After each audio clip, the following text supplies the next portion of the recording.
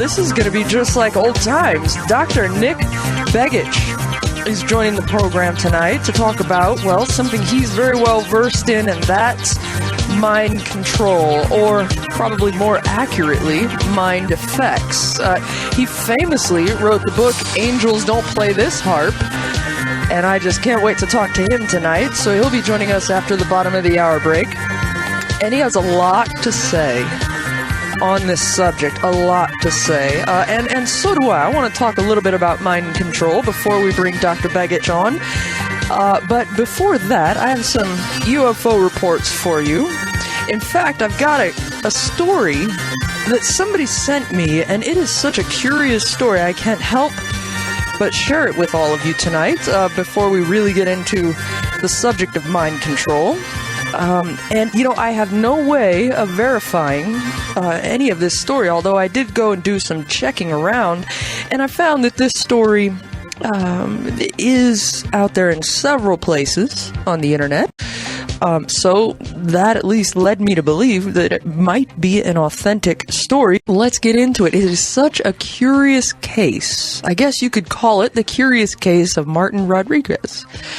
So this is actually written by a skeptic. So keep that in mind as I give you the story tonight. But, you know, I read this just not very long after I got up today, which my 8 a.m. is around 1 p.m.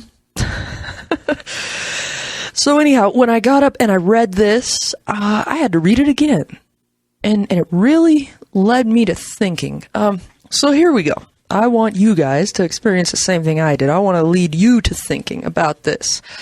So on the night of October 1st, 1977, Martin Rodriguez, 7 years old at the time, was playing hide and seek with his friends in Spain.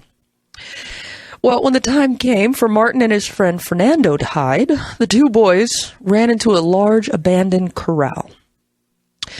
Well, in this corral, vagrants were known to sometimes sleep there, so Martin, having the presence of mind to check first, he grabbed a rock and he threw it over the wall to see if anybody was there. And instead of hearing a stream of obscenities from some vagrant that just got hit by a rock on the head, instead the two boys heard a clang from what sounded like a metallic object. Well, the sound sparked their curiosity, being young boys, and aside from an old tilling machine, there was nothing else kept inside that corral that they knew of. Well, going ahead of Fernando, Martin walked into the corral, and he noticed a metal pear-shaped object sitting in the back of a corner. The object was about 9 feet high and about 6.5 feet wide. It had 3 circular windows, an elevator-like door in the middle, and 3 legs underneath it. Well, sounds like a UFO to me, doesn't it? This apparent object made a low humming noise, and it flashed a bunch of lights in many different colors, and after a few seconds of sitting there, the object, without explanation or warning, rose from the ground and suddenly shot a beam of light at Martin's stomach. Well, Fernando, realizing that his friend just might be in danger, he grabbed Martin and tried to pull him away. No matter how hard he pulled, Martin stood in place like a statue. And while Fernando took off, screaming for help, Martin felt extreme pain in the spot where the light was shining. He began to feel very dizzy, and as he lost his balance and he fell backward, the UFO, this metal object, folded up its legs and flew away. Again, without warning, without explanation, without any little gray men walking out of it. So Fernando and a couple of other 2 boys came back to the corral to check on Martin, and they found him weak and only semi-conscious. They ended up having to carry Martin back to his house, where Fernando explains to Martin's father that Martin had been attacked by a flying car. Now, naturally, Martin's father, Antonio, was pretty skeptical about this, and he decided to go to the corral himself and check with a friend. Well, the 2 men noticed a spot of the ground that appeared to be scorched, so they took a sample of that scorched earth, and they put that into a bag. Well, Martin was healthy before this encounter, But now he had a terrible stomach pain, and he was constantly losing his vision and getting violently sick. So the doctors that were treating him eventually transferred him to a hospital in another city in Spain, and eventually Martin was diagnosed with a condition called hydrocephalus. This is a condition in which there's an excessive amount of cerebrospinal fluid surrounding the brain. Well, things were looking pretty grim for little Martin. And over the next 2 years, he was in and out of hospitals, undergoing about 14 different surgeries. And despite the odds, Martin was slowly able to recover from the incident. He lived a normal life again, and he went back to school, where he was an even better student than he was before this incident.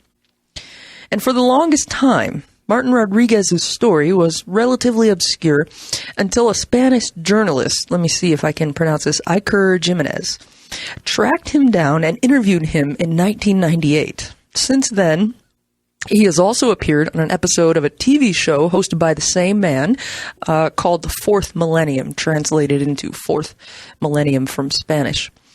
And those who believe Martin saw a UFO have attributed his sickness to the UFO.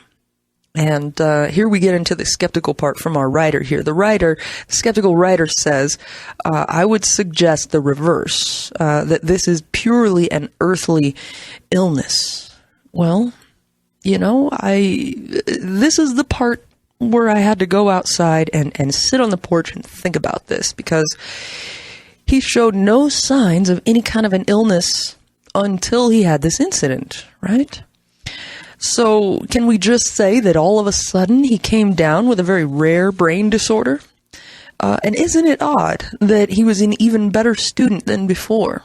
Right? And I mean, I feel like this relates to the subject that we have tonight to talk about, and I found it very interesting, very puzzling, and incredibly curious. So I just wanted to share that with you. I have no answers there. I have no explanations there. I just wanted to put that out there for you, and maybe you can tell me what happened to little Martin. But it is a strange account, and oddly enough, the UFO described in this account reminds me a lot of the Kecksburg UFO, doesn't it? I mean, the shape is a little different, the dimensions are a little bit different, but still, it is quite odd. And why would a UFO just pick a random spot to land? And I wonder if when the child walked up, he didn't trigger some sort of automatic defense mechanism in this UFO, and it could possibly be something earthly, right? I'm talking about the UFO itself. Maybe it could have been some sort of, I don't know, secretly designed craft. Who knows? I would love to know what was inside of it, that's for sure. But again, I just wanted to let you guys know about that because it is quite odd. And I have a couple of very odd UFO encounters that are recent. Actually, this one comes from May 29th of this year. And I find this also to be very curious. I'm pretty much giving you the stories tonight that made me stop and really think. And this one certainly did. A South Dakota witness at Dupree reported watching a disc-shaped object with a single light source that ended up splitting into two objects and then moved away. And this is MUFON case 84235. And I guess this was just reported June 29th is when we're finding out about it. But the incident happened May 29th at about 3:30 in the morning on Highway 212. Looks like the witness was driving home from Rapid City to Wakpala along Highway 65, 2 miles north of Highway 212. Sorry about that. And the witness said, "Well, I noticed the object on my left and I thought it was a plane. It appeared as a white circle. But I noticed that it only had one source of light, not like a plane with many lights. For instance, first instance, it appeared to be a plane, but then it became obvious it was not a plane. Jets just don't go that way. Small planes don't fly quite that high. And the first thing we generally notice with small planes is there are flashing lights. This didn't have any flashing lights." The witness also said, curiously, there's no airport in that direction for hundreds of miles, so it can't be a small plane, I thought. It's open prairie and uninhabited. Within a 100-mile radius, there's just a few hundred people living there. And it was a circle-shaped, white, bright object. It was a clear night with no cloud coverage, no visibility restriction at all, and it was moving from the northwest to the southeast. But then the object moved very close to the witness. And the witness continued to say, when it came close to the road where I was driving, closest to me, it split into two objects and changed color from white to bright orange. Both objects sped up in the same trajectory and disappeared from my field of view. Now, I was curious, so I stopped the car and I got out to look when I knew it was not a plane. I was going slow. Took me a couple of seconds to stop, and it vanished incredibly fast when it split, and all of a sudden appeared this orange glow. It vanished into the same trajectory once it split into two objects, and, I've heard of these cases before. I've heard of these kind of reports before, but it just never gets old. It never ceases to be as curious as it is. And what's really interesting is there's a single comment on this story, and the comment is by somebody named Elaine, who says, well, we used to live there in that area by Dupree in Glad Valley. There's a butte there called Thunder Butte, which has a history with stories about the Native Americans from there, the Sioux, interacting with the thunder gods. Very interesting, don't you think? Are the thunder gods coming back for a visit? Really makes a person wonder.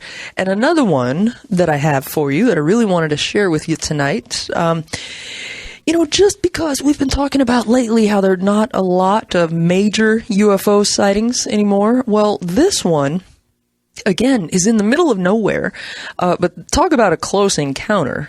This is MUFON case 83973, and it happened in Missouri. And I don't know what I would do if I was in this position. I want to ask all of you what you would do if you were in this kind of a situation. So a Missouri witness at a St. Francois County reported an encounter with a triangle-shaped object hovering low, very, very low over the road. And let me see here if I can get a date for you. Well, this was reported July 5th, and it looks like this happened on March 3rd of this year. Witness was traveling southbound along Highway 67 between Farmington and Cherokee Pass at about 7 p.m. So that's right about, dusk. It's starting to get dark. Or in March, I'd imagine at 7 p.m. it's probably dark. And the witness said, well, I was basically in the middle of nowhere. There were no other cars around or any houses or lights that I could see. Everything was basically pitch black. But then something odd that seemed very out of place stood out in the distance. He said, I saw 3 lights in a triangle shape hovering in the dark, somewhat low over the road, lower than what you would expect an aircraft or something of that nature to hover. It was dark, so I couldn't see any point of reference, but I imagine it was maybe the height of a tall tree line or maybe just above that. These lights were white, round-shaped lights that reminded me of parking lot lights.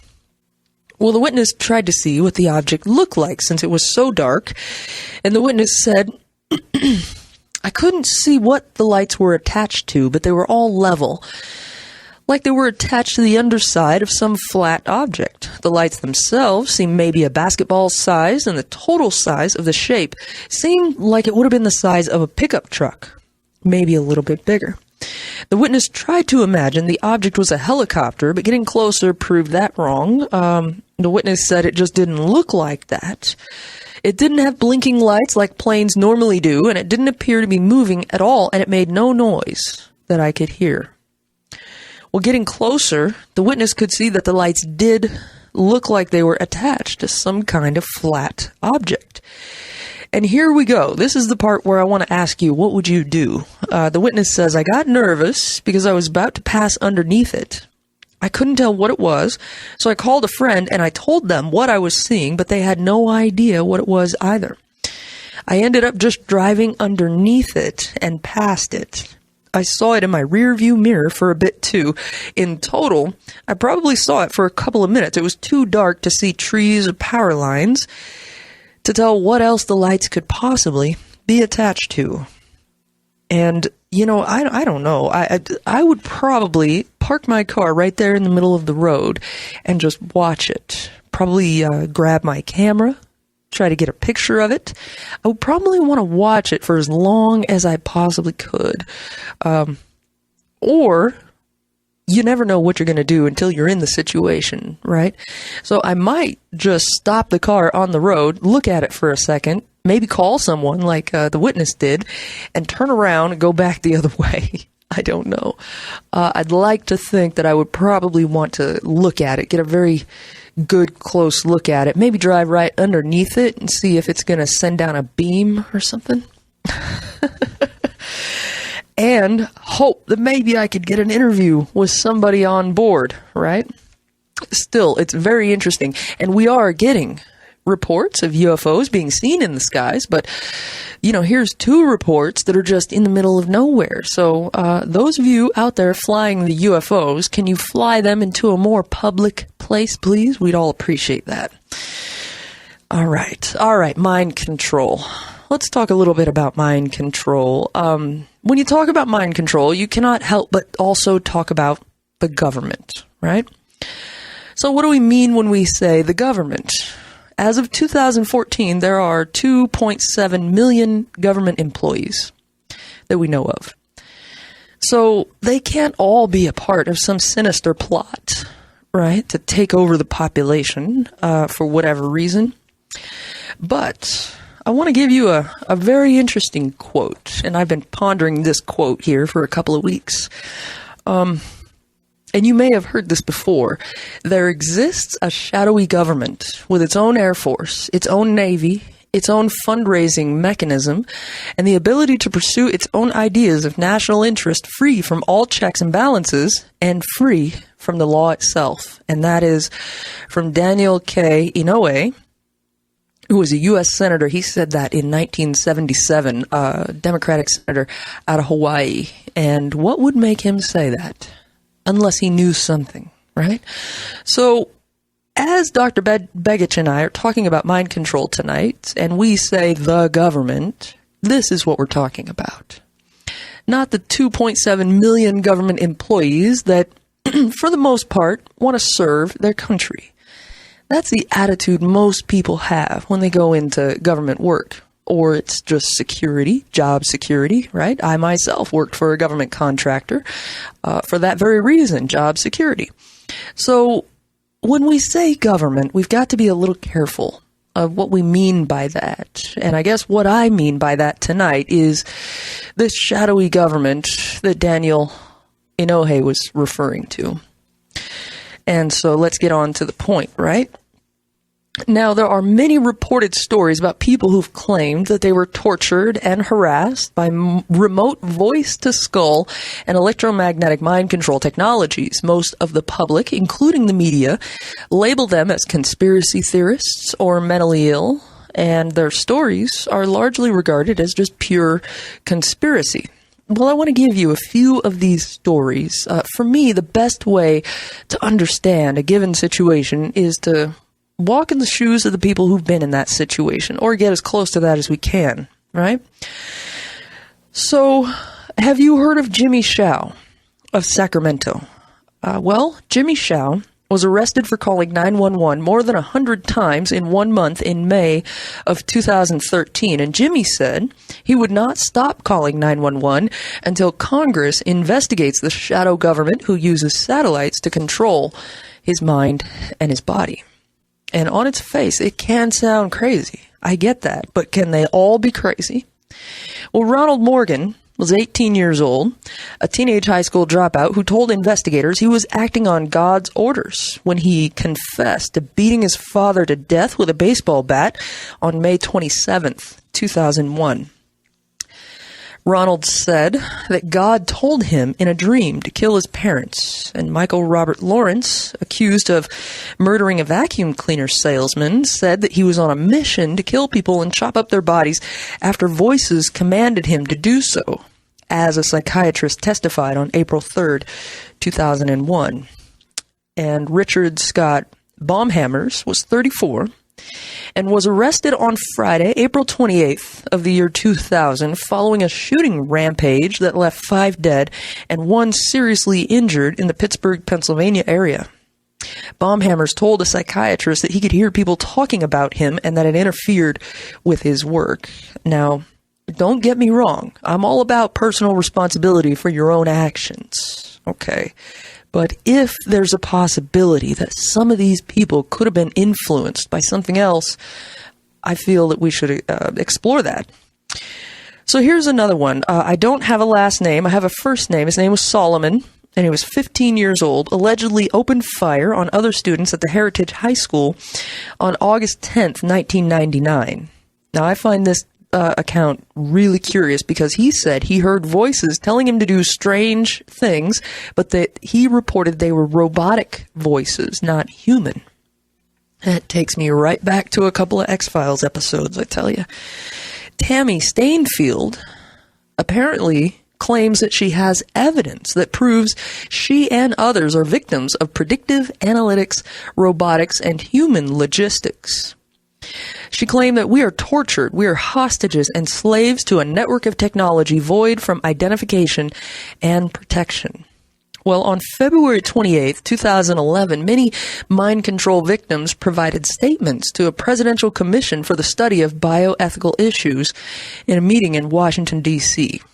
And these were only just a handful of reported stories from many of the victims all over the world. And the majority of victim stories are ignored by the media as well as the public.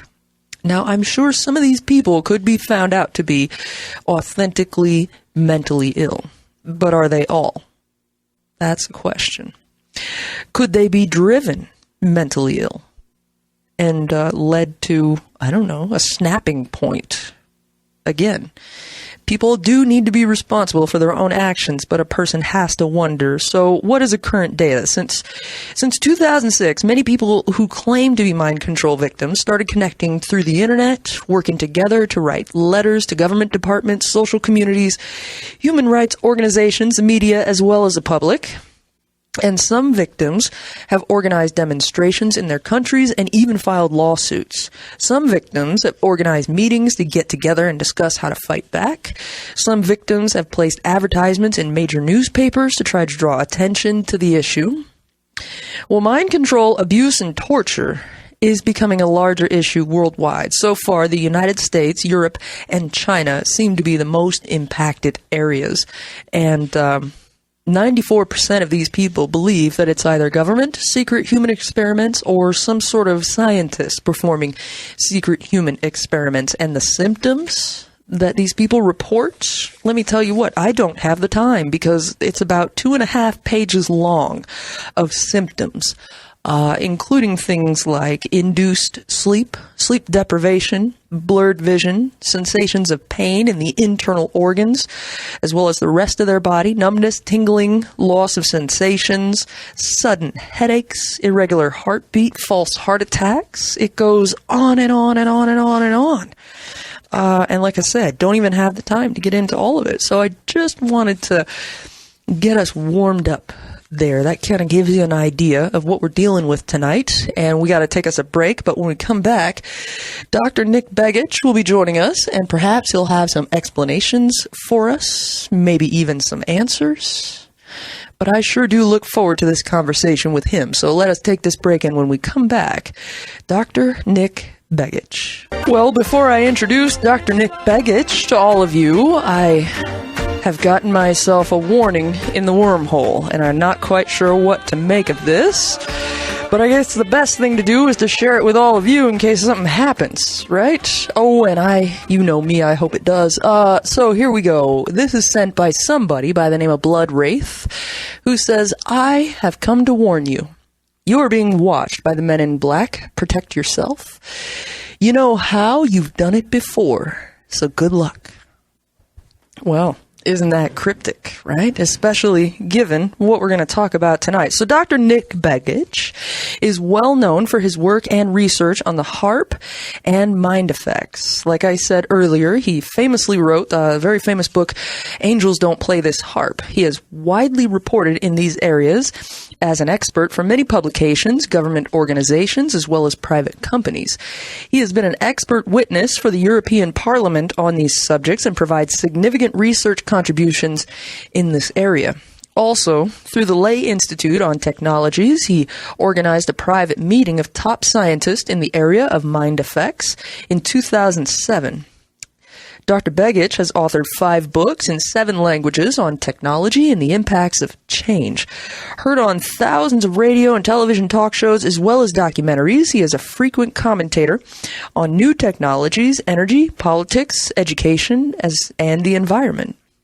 Dr. Begich is single and has 5 adult children and 4 grandchildren. And what a treat it is to welcome Dr. Nick Begich to the program. Welcome to the show, Doctor, and thank you for joining me tonight. How have you been? I'm doing well, and thank you for having me. It's my pleasure to be with you this evening. Well, I think this is a very important subject, but I would like to hear it from you, Doctor. Why is it important for us to talk about mind control or mind effects?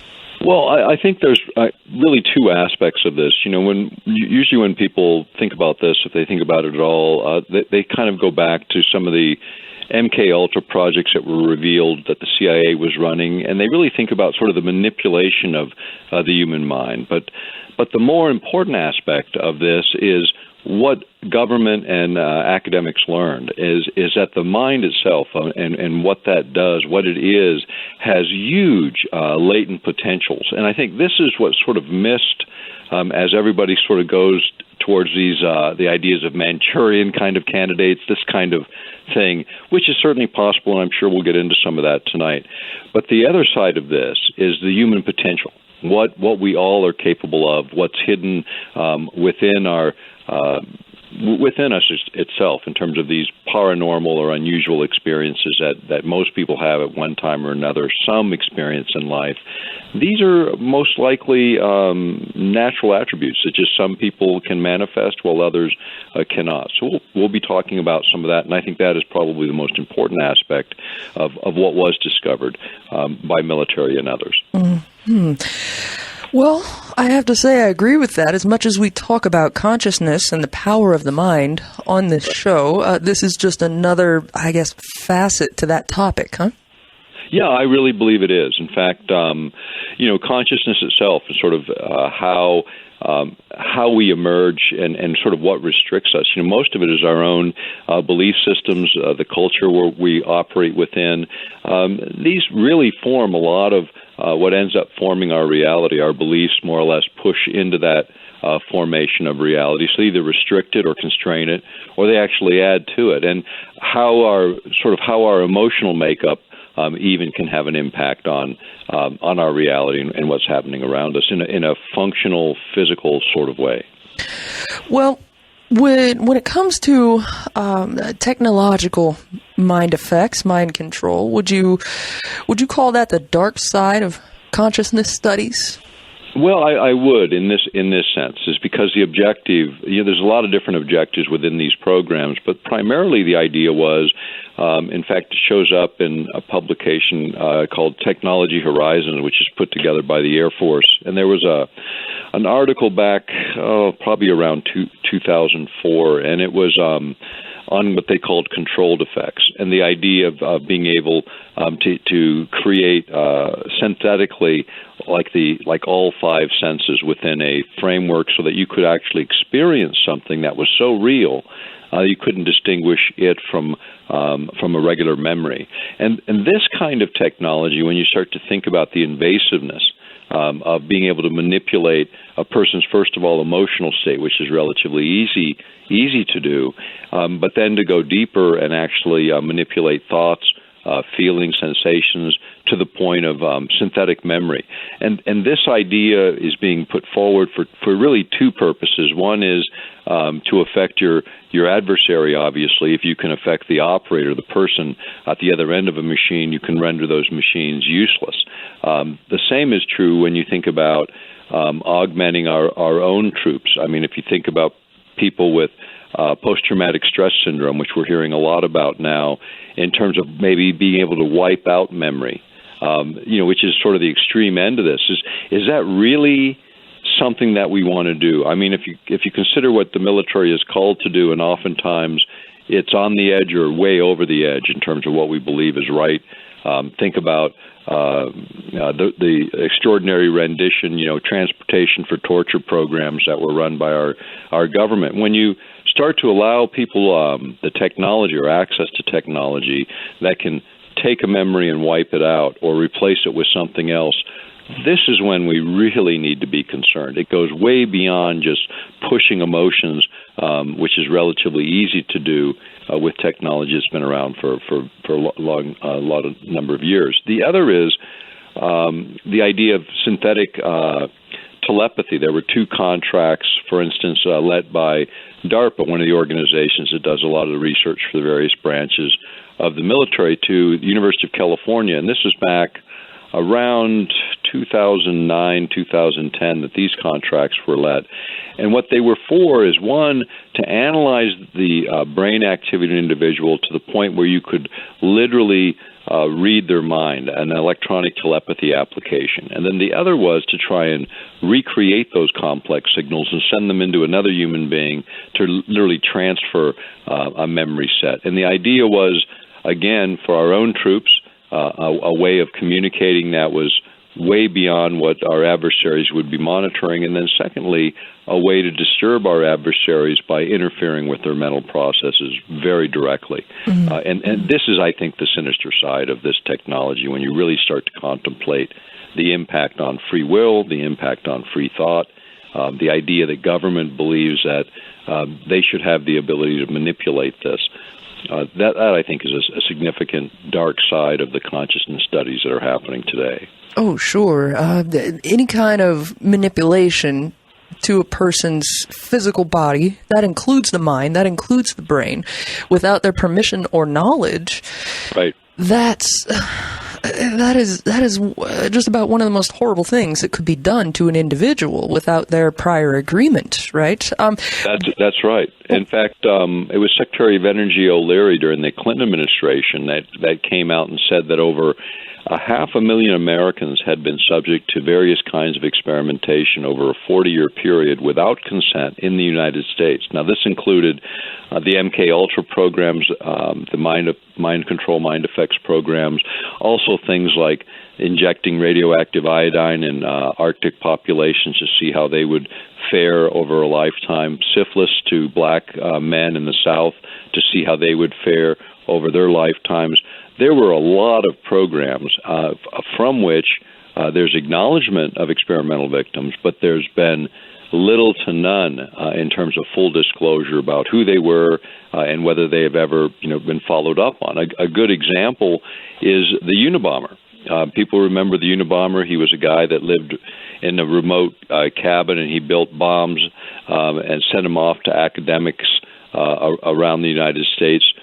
They eventually caught him, but when he was at Harvard as a student, he was actually an experimental victim of the MK Ultra programs. It actually came out in New York Times articles about him after his arrest. And some of us has wondered, is that the reason? Is that the root for why he struck out against the academics so strongly? Was there something that they did to him that really altered him in a way that pushed him in this direction, if you will? That set him off.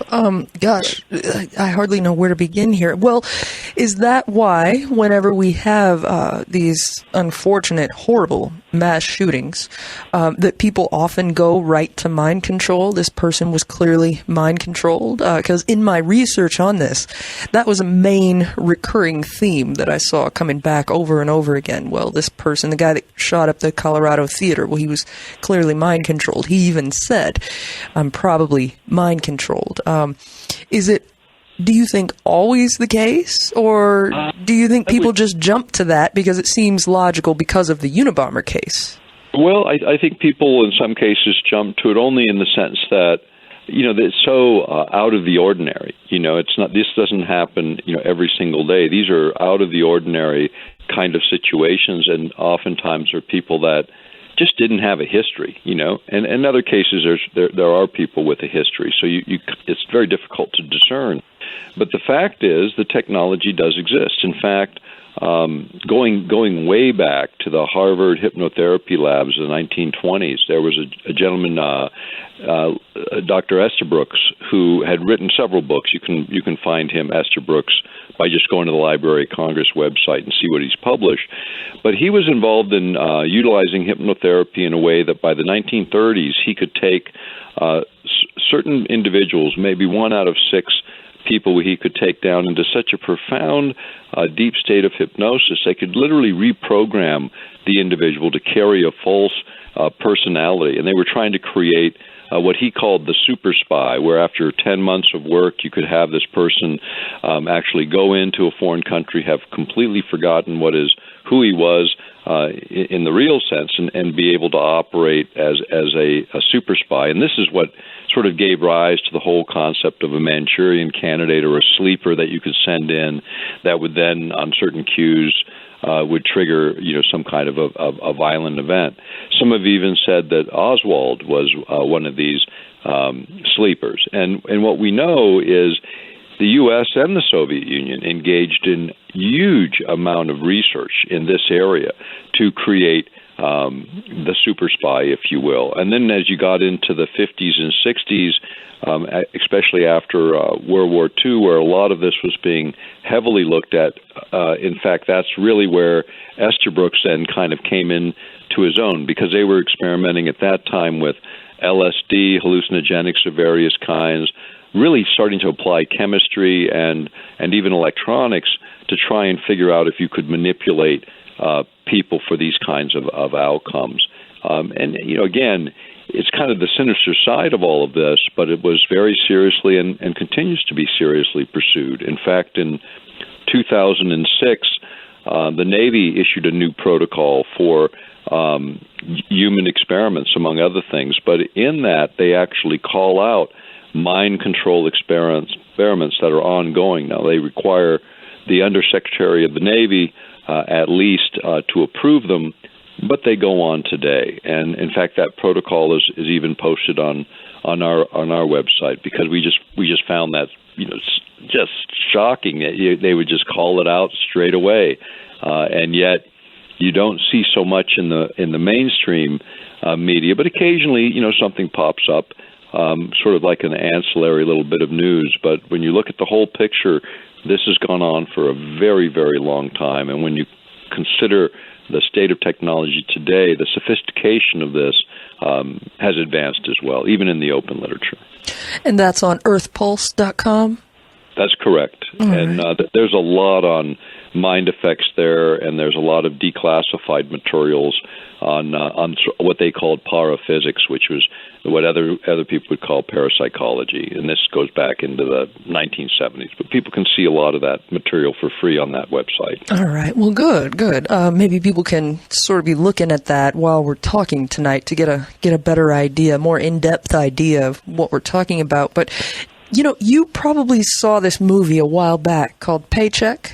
Did you see that? I didn't see it, no. Oh, okay. Well, I'll recommend it to you, because you were talking about selective memory wiping a little bit earlier, and I saw recently an article that was talking about how this is really possible. They can go in and selectively take out memories here or there by, neutralizing neurons or something. I'm not a brain surgeon, so I don't know how they do it. But I thought it was rather chilling thing to see in real life, because this movie, right, Paycheck, that's essentially what it's about. I won't ruin the plot or the ending for you, but essentially what you have is you got a man who goes and he does special projects, and these projects for different companies are so special that they don't want to take any risk of him revealing secrets. He's an engineer, and what he does is he's paid, that's why the movie's called Paycheck, he's paid to go into particular companies, reverse engineer something for them, and when he's done, they go in and selectively wipe out the memories that he has for the time that he worked for them, a couple months or something like that. And of course, when I saw it in a movie, that's great for science fiction. But seeing a news article that this is being worked on and this can be done in our day and age, like you said, I don't know that we know what we're playing with here. Right. And it's kind of, our human experience is a compilation, obviously of experiences. We log them into memory. Under hypnosis, they can do things like you can tell them how many telephone poles, you passed on your way to work in the morning, because your mind actually captures, everything the senses pick up. Now, how you sort it out is a different matter.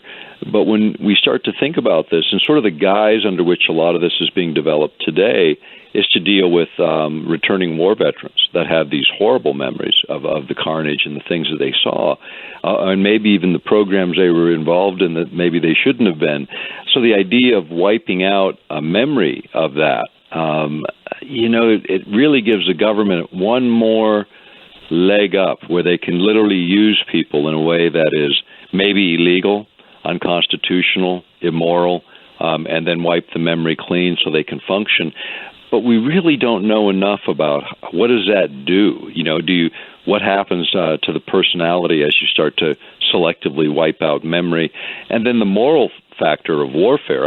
If you think about warfare as it's being dealt with today, and more so as we move into this century, the human element is removed further and further from the battlefield, which of course we understand that, but it also makes it much more easy to conduct war. If you're fighting a war with drones and not people on the ground, as an example, where they can even alter the visual images so you don't really even see the full effect of what you're doing.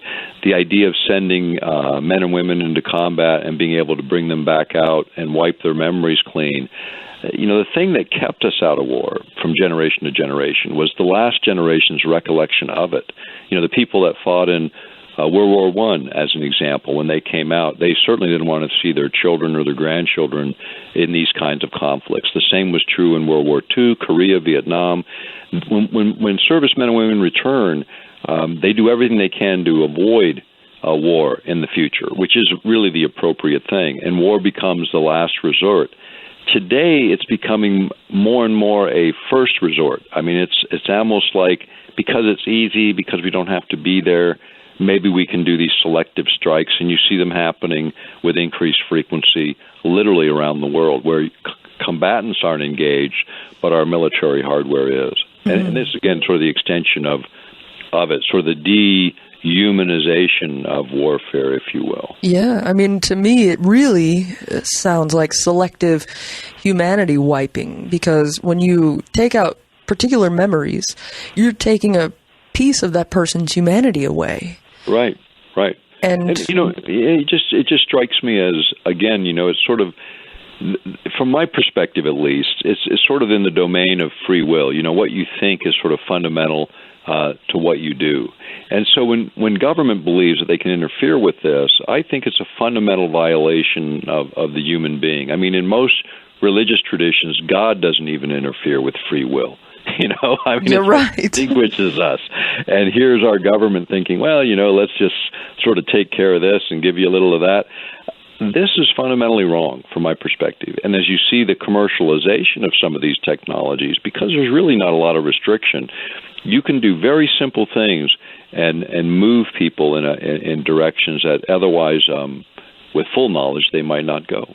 Yeah, exactly. And I could see how selective memory wiping could get ugly real quick if it was done again and again. So if you have a soldier who's very good at what he does, you send him in to do something, let's just say, unthinkable, and he does it, he's successful, he comes back, the doctors take out those memories, and what is it, 6 months later? Hello, Mr. Soldier, you're up again. And he does it again, and then again and again and again. And over a period of years, we have no idea how that's going to leave that individual. I don't think if there was damage done, I don't think there's any amount of money that could compensate for that. No, and this is, again, these are human beings being asked to do a very difficult job, period. And then to layer this kind of technology on it, I just think fundamentally is wrong with it. And we don't really have any, there's no real long-term knowledge because these are new things. And in the experimental field, this is why experiments happen. But often things get cut loose prematurely, particularly in this area, because there is limited oversight. People will say, oh, we have the Congress. Well, that is really not it, and I'll explain why. Is when you look at the United States Congress, 535 members of the House and Senate, out of that 534 members, you might have a couple of engineers and a couple of MDs, but you really don't have very many with a science background. And when you think about what makes countries powerful today, it's command and control of high science.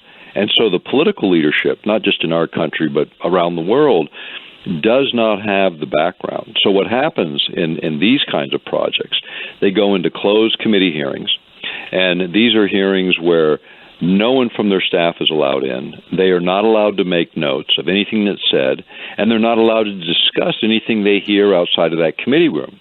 Now, to formulate a question, any question, you have to have a background of knowledge. Otherwise, you can't even formulate a decent set of questions.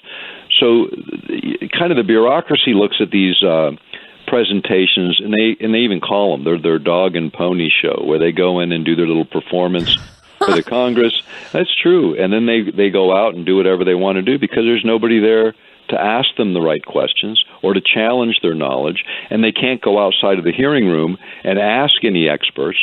So there is no oversight because it'd be like taking advanced physics classes and discussing them with a 5-year-old in your average kindergarten class. They're not going to get it. And that's the same kind of equation when you're talking about high science and technology in terms of application within the Congress in these classified hearings, particularly when you talk about this kind of science. Wow. So they're in a bubble of kind of the blind leading the blind, and the blind don't even have anyone they can cross-reference anything with. That's exactly it. That is exactly it. Wow. And there's no feedback for them. For the first time ever in my life, Doctor, I am not happy that I understood what someone just said. Well, I mean, I know this, from my own family experience. So my dad was a U.S. Congressman. My brother was a U.S. Senator. They did not have this kind of knowledge to even begin to ask the questions, and they didn't serve on these in these classified hearings. But when it comes to science, just look around the world. The countries that actually have high science, those are your developed, industrialized countries. They're the ones with the most sophisticated weapon systems. They may still have large segments of their population that are living in third world conditions, but that's what makes governments powerful in the 21st century, is the technology they control. Well, speaking of the technology, when we come back, we got to take a break, Doctor, but when we come back, you mentioned some form of technological telepathy, and I'd like to talk about that when we come back. This is already a fascinating conversation. It's probably going to remain that way. Dr. Nick Begich is here tonight. We're discussing mind control. I'm Heather Wade, and we'll be right back. Well, if you're just tuning in, Dr. Nick Begich is here tonight, and we're discussing, I think, a very important subject, and that is the subject of mind control, or Dr. Nick Begich refers to it sometimes as mind effects. And welcome back, Doctor. I guess if we're going to talk about technological telepathy, we should probably start with natural telepathy. And on this program, it comes up all the time, and I'll talk to one person, and they'll tell me, this is a gift that some people have. And then I'll talk to other people and they'll say, no, this is something all people can do. It's just whether, a matter of how good at it you are. So what is your take on natural telepathy? Actually, I think we all do it. We're just not fully conscious of it. In fact, most of our communication, I believe, happens that way, although our belief system ties it to the words we construct. And when you really think about a word, it's a symbol for a thought that gets transferred through a sound wave into somebody else. But our perception mechanisms, understand that and accept that as sort of a physical kind of communication reality. But on a deeper level, there is subtle kind of communication that takes place. I had a couple of experiences, and recently I've started talking a little bit more personally about some of the things that I've experienced along this particular line. And with telepathy as an example, when I was fairly young, 19, 20, just out of high school, at that time I was studying mainly philosophy, religion, and parapsychology was a big interest of mine at the time. And I've read a lot all my life. I mean, I read all the time. Some people, it drives them nuts, but it's just what I do. And there was a guy that I went to high school with that I ran into, and we had a brief conversation. He said, and in that I just said what I had just said here on the air, that I was studying a little bit of parapsychology. And he said, well, he goes, I can tell what people think. And I thought, okay, well, this is interesting. So we sat down and had a conversation, and he said to me, picture anything in your mind, anything at all, and I'll tell you what it is. And I'm thinking, okay, this is great. this is a good test. I mean, we're walking down the street. I run into somebody I know. He never had this in high school. So I picture this thing in my mind, and he comes back instantly, and he says, you're looking at a November 10th, 1958 is circled on a calendar, and that's your birthday, by the way, he says, and in the calendar there's a winter scene, and in that scene is this house and this bridge and this horse and this carriage, and he describes everything. Now, statistically, it's just impossible, okay? You just don't have this happen in this way. And I asked him, I said, did you receive this suddenly? And he goes, yeah. And I said, did you experience a trauma around the time? And he said, yeah, because a lot of what I was reading was saying that people who experience certain kinds of trauma, these latent abilities manifest as sort of a protection mechanism. Mm-hmm. Now, in his case, it was his girlfriend he had been dating all through high school, after high school even, and then all of a sudden one day she came up to him and said, it's over. No explanation, nothing. And it was like he never saw it coming, so to speak. Well, after that evening when he went to bed, he had what is described as a OBE, an out-of-body experience. And this is often associated also with traumas and also with opening up these latent capabilities. And in that experience, when he came back into his body, after that, he knew what people thought, and in a really refined way. I mean, and this was not a gift. It was a curse, actually, because he would walk into a room with his friends and be able to pick up all of the things that people think and don't say.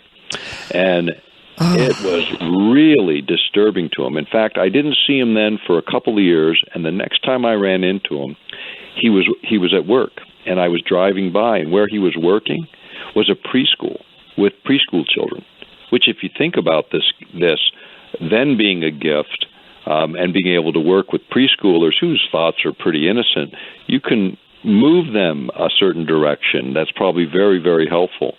But for him personally, this was no gift at all. It was, in fact, a curse. And personally, I had an experience in Germany, actually Switzerland, and I travel a lot. I'm involved in a lot of different things. And after a lecture series, the hosts were driving us around, and we get a flat tire. And, men get a flat tire, they all get out, and we theorize about it for a few minutes before anybody takes action, right? Kind of a male trait, I guess. But everybody's doing that, and everyone's talking, and at one point I insert, no, don't use a pocket knife, you'll just snap it off on the hubcap. And they all just froze. And they looked at me and they said, how did you know what we were saying? I said, because you were speaking English. And they said, no, we've been speaking German for 15 minutes. I don't know German. I've never taken a German class or tried to learn German on my own ever. And that experience was so real. I mean, I heard English. So what is that? Is that the real information being transferred mind to mind, and the words kind of being the carrier that we just assume is really carrying the information? I've always wondered if there isn't something in the tone of the way a person speaks, if it's in another language, if we aren't picking up something from the tone. It could be. It could be like a sub vibration, or a modulation that's on the carrier wave, which is what we are perceiving as the voice. Because intonation certainly has an impact. I mean, the way our voice expresses itself emotionally. That's why radio is so much better in terms of carrying emotion than, say, reading a book. You really have to. The writer has to be exceptional to pick up emotion out of a book, right? I mean, and then in person, it's even more impacting because you also get all of the visual cues. And I believe that this underlying communication also takes place fundamentally wherever you are, hearing it either as a vibration or a submodulation of some kind, or a separate signal altogether. In fact, there's been research in this area, a lot of it that never makes it into the public view for a variety of reasons. And knowing some of the researchers that have been involved in this, who went through an awful lot of harassment after developing technologies that really would explain a great deal of telepathy as a concept. And people who work independently in this field usually don't stay independent very long. They end up working in government, and if not, they end up sidelined in the academic sideline of life, where they never get any more work or any more governmental contracts, which fuel a great deal of the high science in the country today, in fact, around the world. Well, I would think what with the remote viewing programs and studies that our government would have plenty of knowledge in this area. And, of course, with the previous programs that you were talking about, MK Ultra and many of the other experimentation programs that have gone on, they know what the potential of the human mind is. And what scares me is if they know that, then they would know how to manipulate it. And forgive me for using maybe this is a tinfoil type of word, but weaponize it. Oh, that's exactly it. And here's the thing about it is, when they discovered this, all right, I think what they actually found is that we all have the latent capability. And what they also realized that is if only a handful of people realized their full potential and began to express it in the world, they would have absolutely no control over secrecy as such. I mean, stop and think about it for a minute. You know, in fact, in an abstract sort of way, I think about Judgment Day being the day that everybody awakens to this potential. You know, think about that as the day you identify everybody else's sins and your own. I mean, that would be Judgment Day, right? That would be the opening of the Book of Life as it's expressed in Christian religious tradition. But when you think about this, fundamentally, the transparency of the human soul, the transparency of what we are, as that manifests in the world, that is a very powerful thing. And it's very easy to shut it down. In fact, the simplest methods to shut down your higher potentials are exercised every day in the world we interact with, just in our normal interaction, because the simplest way to shut down these higher functions in the brain, and you can see it if you look at an EEG measuring brain activity, if you experience fear and anxiety, you'll see very incoherent brain patterns, brain patterns associated with flight or fight responses, the kinds of responses that you see played out in human interactions around the world every day, in business, in every culture, in warfare, everywhere you see it. Fear and anxiety are the drivers, and they shut down the higher possibilities of human consciousness, because without that kind of anxiety, experiencing the higher emotions, love, compassion, empathy, you get very coherent brain patterns that are often associated with these higher states of consciousness and awareness. So as simple things, the advertising, think about the advertising people are hit with today. It's pharmaceuticals and what's going to go wrong with you. It's deodorants. It's all these products that, you know, it's all about anxiety, and it sells. If you think about the news hour is always about anxiety and fear, and it shuts down these higher ordered ways of thinking. Reaching these higher states requires a very different kind of focus, and one that cannot be driven by fear and anxiety. That is the absolute adversary, and a very simple method, if you will, of mass mind control is just keep the population agitated, keep them in a state of fear, and then you can move the herd. And that's exactly how it's played out in the world today, either by just how human beings decide to act, or perhaps by a more sinister design. Well, and if you look around, there's even more to it. You have to have money to live. right?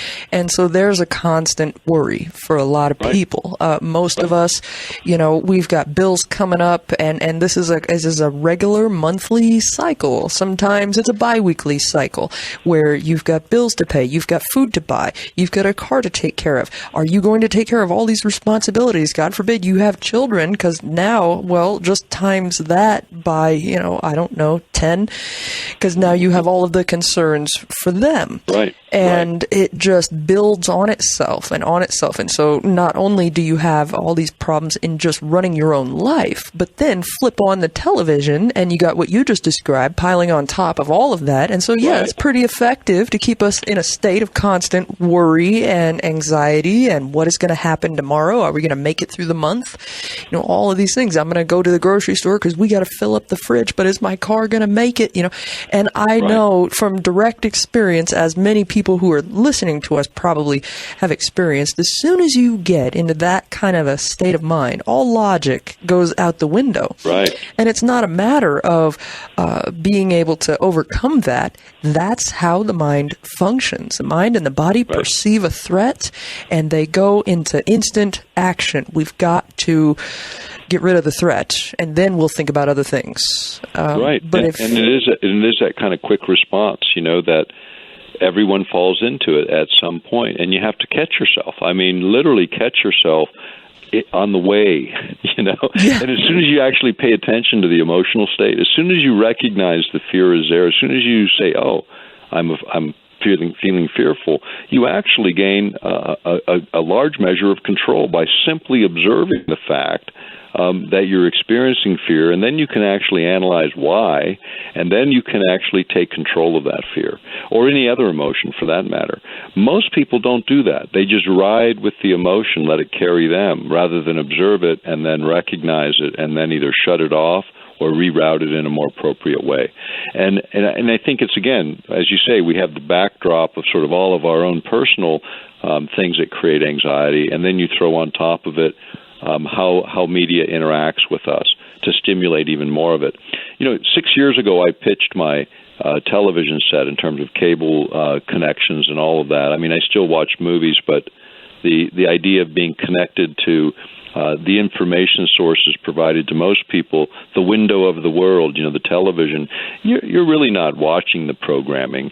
You are the programming. What comes through that screen really dictates a lot about what our culture looks like, how people interact with each other, and more importantly, when you're sitting there in front of that screen and you come back from a day of work and you're fatigued and you're tired and you sit down and you relax and you begin to watch the screen, and everyone knows this story, right? Your spouse is hollering, "Hey, dinner's ready," and you do not hear a word.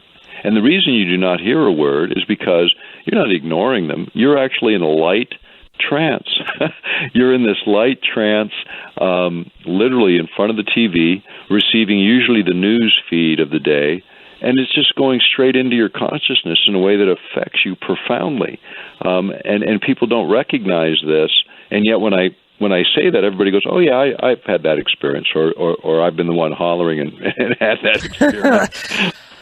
But that is very true. And when you look at television, even advertising, there's a way to literally manipulate the field of vision in such a way as to put you in that state. By just flickering the screen in a certain way, you can entrain the brain, where the brain will lock onto that external signal, begin to follow it, called a frequency following response. It's taught in every university that teaches advanced psychology coursework. And what you can do with just a flicker rate of a screen within about 20 seconds, put people in a state where they're hyper-receptive. And then you just feed the commercial or feed the news broadcast, and it's taken in a way that for most people, not everybody, but for most people, profoundly anchors in their consciousness and then begins to affect how you think and how it's colored by the fear or anxiety that you've just been fed or programmed with. And it's as simple as that, and it happens every day, every hour. And I would guess that it's not just the flicker rate of the screen that you're looking at, but also the music that they use, the visuals that they use. Right. I notice as I'm flipping through the news channels, everything's an emergency. Everything. Right. Every single story is breaking news. This is happening right now. Dun, dun, dun, boom. And here's the man in the suit with the authority, and he's going to tell you what to worry about today. Yeah. And it just blows my mind, And it's the script of the day, right? I mean, it's the panic party of the week. I mean, whatever it is. And you watch how literally people are moved into this kind of groupthink and begin to drift a certain direction. There was a gentleman who still is active in this field, Persinger at Laurentian University. And back in 95, he issued a paper that was really interesting. And what he said is you could create a complex signal and broadcast it into the environment that would create this underlying sense of fear and anxiety that just everybody would exposed to that signal would have. And it wouldn't be really explainable. They couldn't attach it to anything. But then you could do something as simple as the news broadcast, and in his paper he suggested you could indict a certain ethnic group as being the cause of all of your woes or a certain set of circumstances. And because that general sense of anxiety was already out there, a certain segment of the population would move that direction, would respond to that news feed in a way that was disproportionate perhaps to the reality of it, because they were experiencing this sense of anxiety that was literally fed to them. That's a very simple method of mass mind control, if you will, and one that could be done with any number of signal generators, whether it be radio or TV, or even the power grid itself can be modulated in such a way as to create these kinds of things. In fact, there's an article called Mind Has No Firewalls. It was issued back in, I think it was 98. The publication is Perimeters, and it's U.S. Army War College Quarterly. And they really got into this where any electromagnetic carrier can carry a submodulation that can set you up for these exact kind of things we're talking about today. Wow, it's terrifying, Doctor. I mean, if you think about all the implications and look around at the world, look at just our country right now. Right. My God, it's terrifying. And then you get to the commercial break, and after about 4 or 5 minutes of commercials and the show comes back on, you can't figure out now why you feel so bad about yourself. Advertising. I recommend anybody out there to go and take just an introductory course on advertising and how they manipulate you with it, because there's a lot of psychology behind how advertisements are created, and they're designed to sort of guilt you into buying whatever it is they're selling. And look at the happy people. See all the happy people? They bought the product. Don't you want to be happy just like them? Right. And it's just unbelievable. So with the combination of the programming, which is a kind of an interesting word. It is, isn't it? Yeah. It really says it all. Oh, yeah. And then the advertisements in between all of that. And you've got a recipe for a pretty unsatisfied population who's going to be out there either in this constant state of anxiety, or they're going to recognize, wait a minute, I was never like this before, and they're going to try to look for answers, right? Right. That's exactly it. And when you think about sort of the news feed, if you will, or the information feed that people receive today, it's virtually all electronic. I mean, the print media is pretty much done. I mean, there's not a whole lot going on there. And so when you're carrying it through an electronic medium, the opportunity for abuse exists, where you could lay these kinds of layers on and it would not be noticed. You can't do it with a book. You see, you can't do it with a book or a newspaper that you read and then you critically examine on your own. But when you get a news feed that's set up like the emergency, every broadcaster is in the middle of the most important story of your life, and they create that enthusiasm. It's when I turn the television on when I travel and I look at sort of how the news works today. Mm-hmm. It is not news. This is editorializing from the very beginning to the very end. It is. It's commentary. It is not delivering the 5 facts that we want to know. It's all commentary. It drives me nuts. Yeah, it's not saying, well, here's this set of facts on the one side, here's this set of facts on the other, draw your own conclusion. It's, here's the facts we want you to know, and forget about the rest of them, and here's your conclusion. It's really engineered news on every level. And this idea of the neutral news, or what I call the neutered news, it doesn't exist. I mean, from the time that an assignment editor assigns a reporter to the time the story is finalized, biases show up throughout it. And I think now even more so by deliberate design. I mean, how information is packaged and sold to the public to create specific outcomes is an art form that has emerged as the primary vehicle for shaping culture, certainly in the United States and most of the Western world. Even in the poorest of poor countries, there's the window of the world in that little shack, a television set running. You know, I mean, it really is. We're plugged in.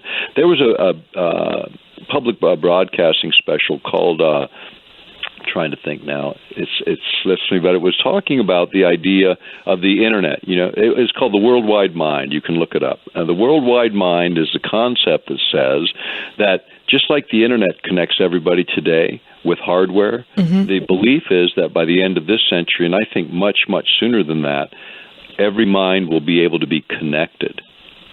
Now, think about this. That becomes the new Internet, right? I mean, this I find highly disturbing, the fact that people would artificially engage this. I think naturally we have these attributes. I think naturally we are connected on a fundamental level. But to artificially engage this in a way that, you know, I mean, actually creates a data feed into that network, boy, I think that's a dangerous place to be. And that's where the science is headed. It's refreshing to hear you say that, actually, because it terrifies me too when I see Facebook working on technology that will allow us to think what we want to post online. That terrifies me because I start thinking on down the road. You know, I start going 3 or 4 steps ahead and going, oh no, I do not want to know what my neighbors are thinking. I could not do a show if I knew what every single listener was thinking. I don't want to know exactly what what my guest is thinking because it's a talk show. So right. It really gives me the creepies. Like I lose the ability to find the right words, as you can tell, because it creeps me out just so terribly much. Oh, and look at this. We got to take another break. We didn't get to technological telepathy. Let's do that when we come back then. Okay, sounds good. Because I think we primed us up pretty well to come back and talk about the technological side of all of this. And I will try to shake it off here over the break, the willies about the implications. Because, look, everything we're talking about tonight really does have some significant implications. And I think Dr. Begich is right when he talks about, you know, all of us becoming telepathic and that being the judgment day. Think about that. We'll be right back. Well, I'd like to welcome Dr. Nick Begich back to the program. So let's get into this. Technological telepathy. Is this real? Can this be done? You know, actually, there was a colleague of mine. She's a triple PhD in biophysics, astrophysics, and geophysics, one of the brightest minds on the planet today. And her late husband were involved in some research that was, it was not sponsored research, the research they did on their own. And they developed, her husband was an electrical engineer who was able to build sort of what she conceived of in terms of the technologies and could express in the physics. And so they built an apparatus where they had, and I have the paper. It's an unpublished research paper because there were a lot of problems that happened afterwards. But they took 9 experimental subjects. These are people with at least no clear knowledge of telepathic ability, at least certainly not controlled at will. And what they did is they hooked up one person in one room to this device and one person in another room to this device. And then they showed them the psychic cards, you know, the ones that show the squiggly lines, the triangles and squares and so on. Mm-hmm. And 100% accurate with 9 test subjects in this experimentation. One person visualizing what they're seeing on the card, the other one seeing the same thing literally in their mind's eye. This kind of research has also been done, I believe, by the military, because this was done, not last year. This was done almost 2 decades ago. So this is old science in terms of what has been, expressed in science today. And to kind of put science in perspective, human knowledge used to double about every 5 years back in the 1980s. Today it doubles about every 6 months. That's everything from the invention of the wheel to where we are right at this moment. And so when you take that kind of expansion of technology and what I call on the mind control aspects of this, the resolution gets finer and finer. As our computing systems become more powerful, we get a higher resolution, a better way of manipulating the data. That's why the DARPA let the 2 contracts for electronic telepathy is now the ability to monitor all of those signals coming off of a brain and be able to do that externally and then recreate it and impose it on another. This is where the science gets much, much more sophisticated and where we are today. And so, yes, these technologies have existed for a long time. The other fact is these are natural attributes. And I think that's one of the big scary parts from the military perspective. Think about them imposing fear on us, but the real fear was in them because it makes every system that we have for security suspect. To being violated pretty easily by someone that has this capability. You can't hold state secrets if people can read your mind, literally. Mm-hmm. The same is true with, the work done in remote viewing. What was that about? It was about spying, for goodness sakes. Yes. It's about dropping in and seeing what's going on, and what they found in that is it works. And it works at varying degrees and at varying levels between individuals.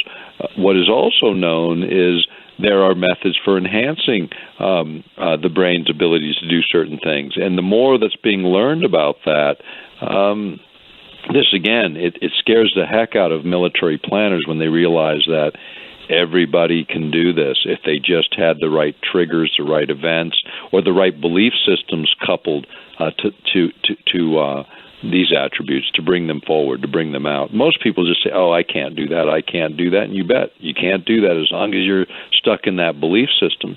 But our beliefs and our emotional state has a profound impact on literally everything around us. In fact, there were a number of experiments done where they were looking at DNA while people were experiencing various emotional states. Mm-hmm. And what they found is with the negative emotions, the DNA would contract, or the coil would sort of compress, think about it like a spring being pushed down. Mm. On the other hand, the positive emotions, love, empathy, compassion, the DNA coils would expand, would stretch out. So, our emotional state having a direct impact on DNA. And then what they did is they took the DNA and moved it further and further away from the actual person experiencing those emotions.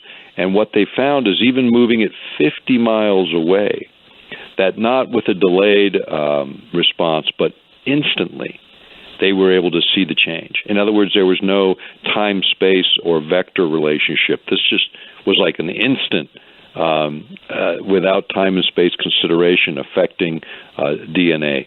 And then taking that step a little bit further, the idea that our emotion coupled with our thoughts literally have the potential of creating, and do in fact, I believe, create the reality around us. How the observer sees something determines whether it's a particle or a wave, right? It's the observer is an intricate part of that process.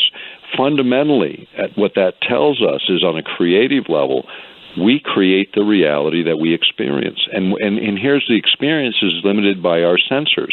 Our vision can only see within a certain part of the spectrum, where the other living organisms can see infrared, as an example. We can't. Other organisms, or look at dolphins, can hear in a range that goes up to 250,000 cycles per second or pulses per second. Human beings hear up to about 20,000 cycles per second.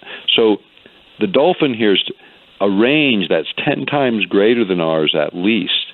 So we would say, well, those sounds don't exist because we don't hear them. but they do exist. That sounds like human arrogance to me.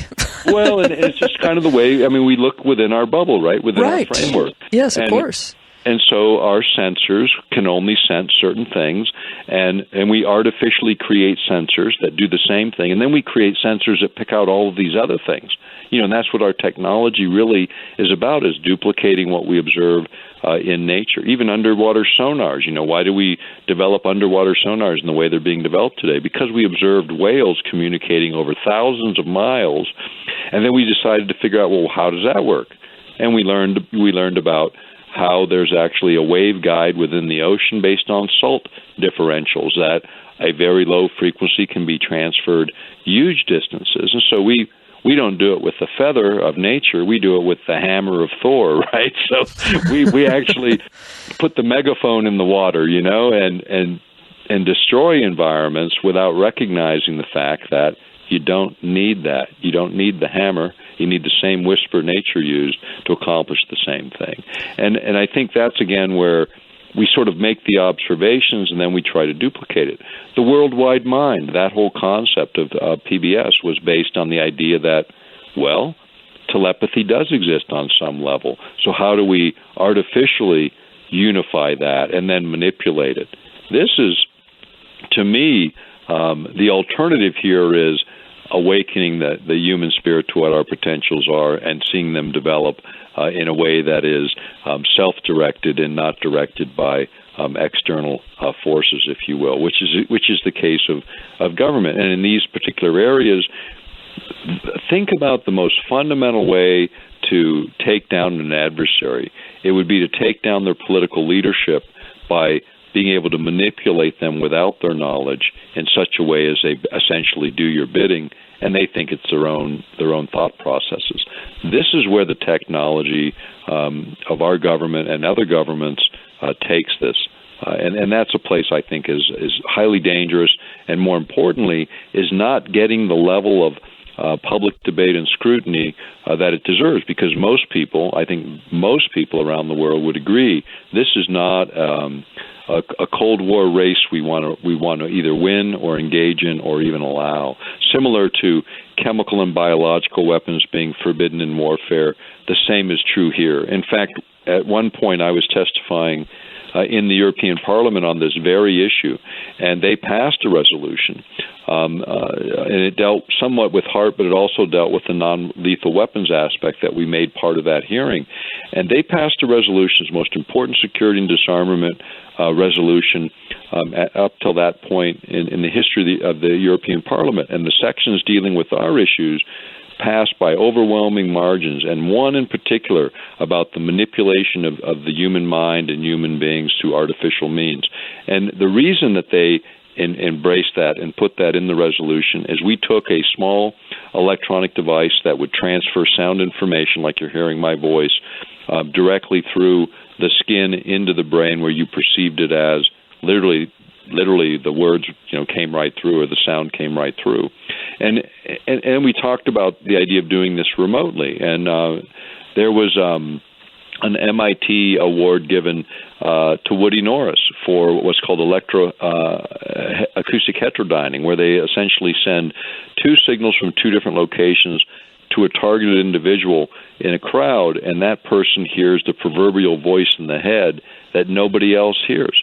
And he received patents for this. He received a $500,000 Lemelson Prize from MIT for this technology, which was later then sold to the military, supposedly as a technology that would be used for perimeter security. So if somebody crossed an invisible line, they would hear the warning, directly in their head. Well, why not just have a megaphone, right? I mean, yeah, you crossed the line, go back, Yeah, it just doesn't make sense. But that was the excuse. I should say the rationale that the public got to hear for probably something that's not used in that way, but used in other ways. Maybe have a recording that would come on in a scary voice and say, you've gone too far, step back, something like that. Right. That it has to be voice to skull is just, do we really have to go that far? But what you're describing sounds like one of the cases I was talking about earlier tonight. And I don't know if you ever heard of this, but apparently there was a student by the name of Solomon who was only 15 years old. He opened fire on his students at his high school August 10th, 99. And when they asked him about this afterwards, he said that voices were telling him to do strange things, but they were robotic voices he was hearing, not human voices. So what do you make of that? I mean, I know without a psychological evaluation of Solomon, it's almost impossible to know, but have you ever heard of anything like that? I hear it all the time, and what I say all the time is really the same thing, is you cannot sort it out. You cannot determine whether the person is experiencing a form of psychosis or whether, in fact, they're being hit with this kind of technology. And all of them, to a person, will say it's an external source. But this is, this type of phenomena has been recorded for decades, and again, difficult to discern. And in order to make the observation, you would have to have, well, and I've checked, you would have to have about $50,000 worth of equipment rented to get a full spectrum analysis of what was coming into an area that might be affecting a person in this way.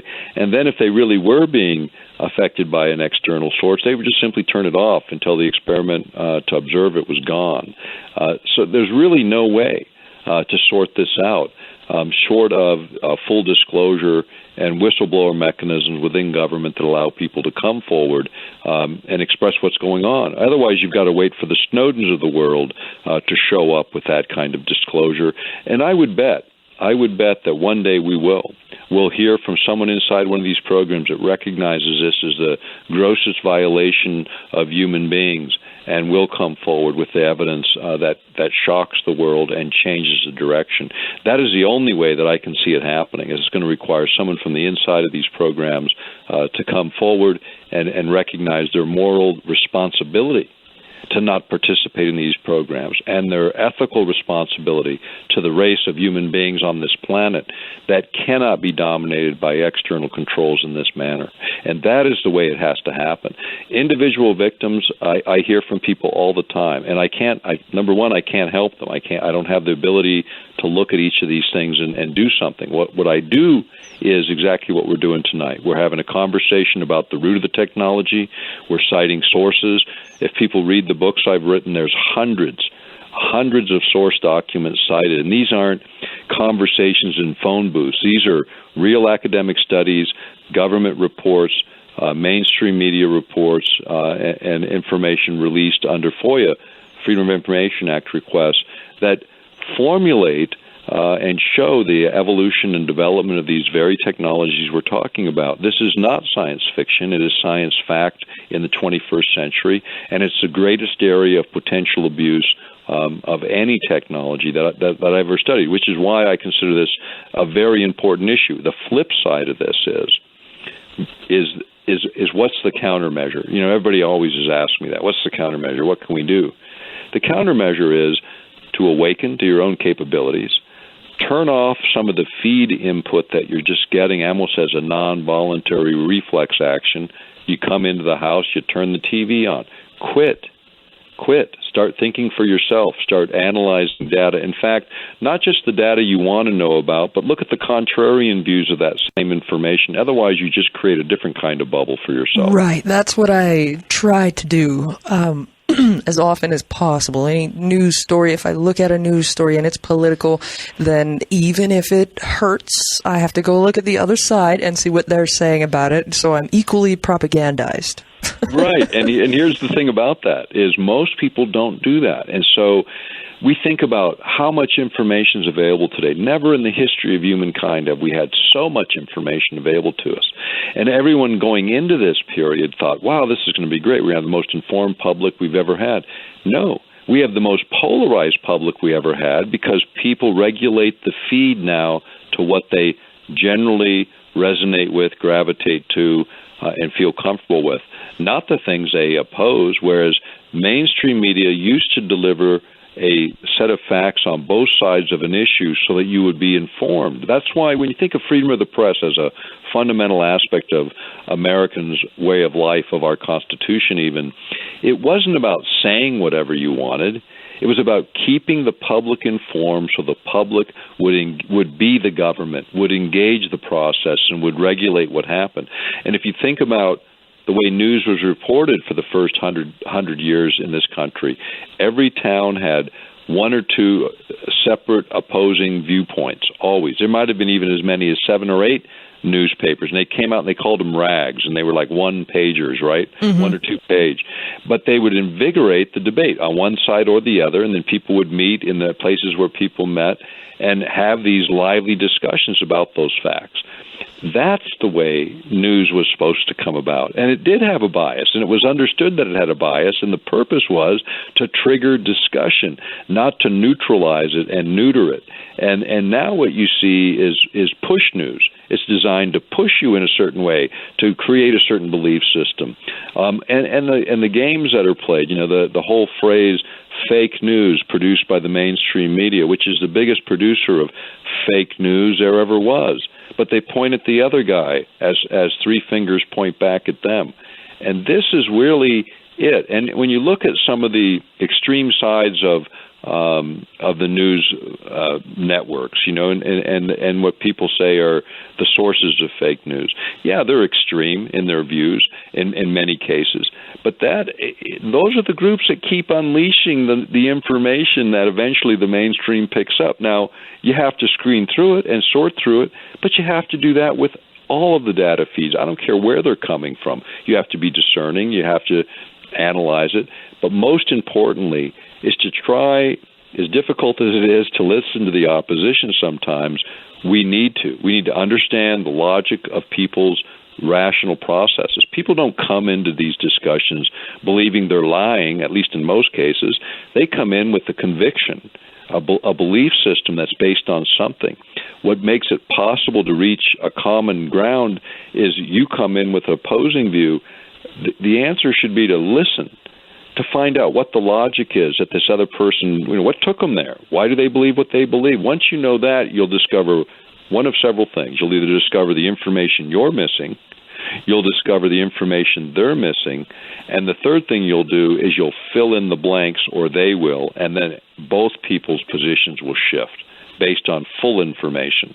That's the purpose of a lively press. That's the purpose of information as such. Mm-hmm. And that's where compromises can be made by both sides to decide then, okay, how do we proceed? Right. Because really that's the bottom line, right? How do we proceed with this, whatever the issue is? We've got to overcome this, or we've got to figure this out so that we can, think about the next problem we're going to have next week. Right. And if we just keep fighting over the same thing over and over and over again, nothing gets solved. And right. I see that happening more and more. And if we kind of step back from the conversation that we're having tonight, what it sounds like to me is an attack on something. I was talking about free speech last night and how important that is.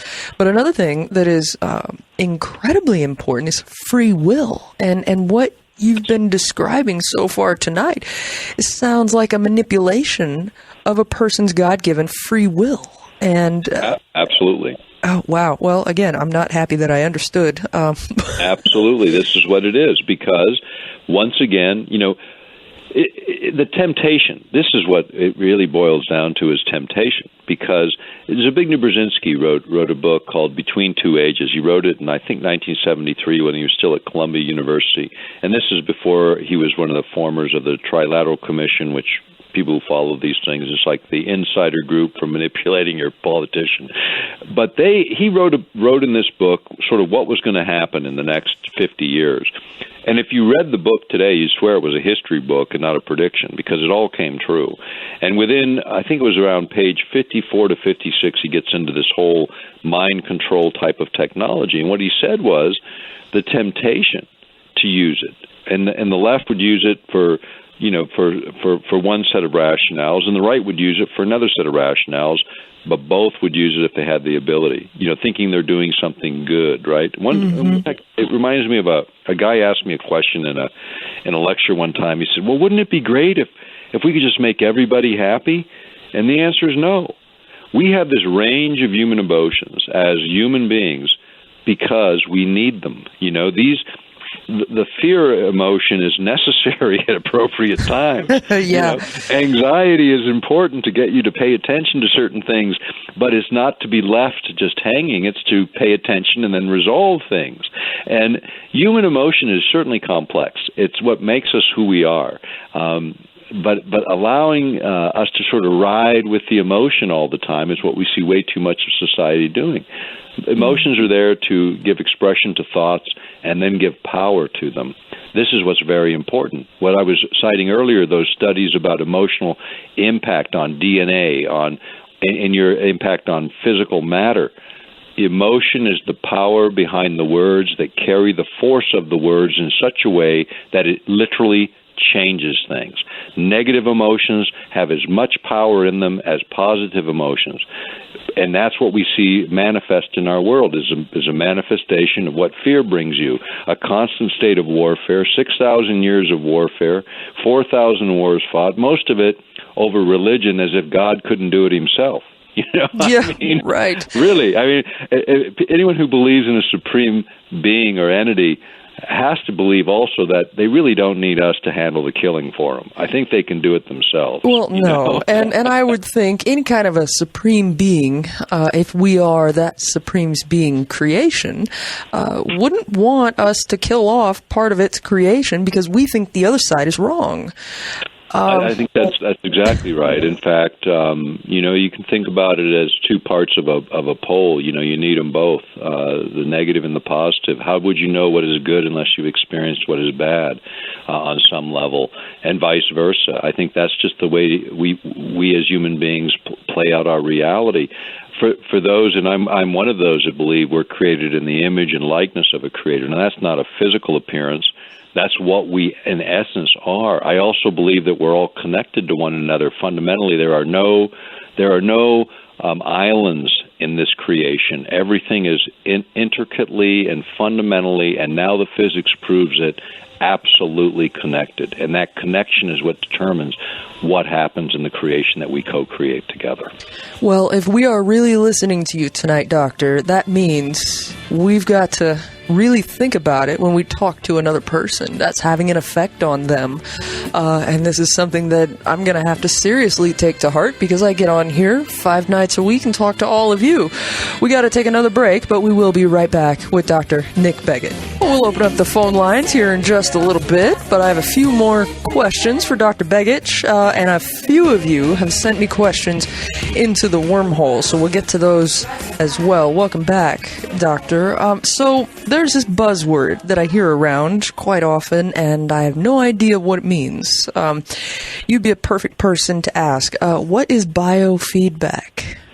Oh, this is great. Actually, it's really useful technology, and it fits right into the topic of tonight.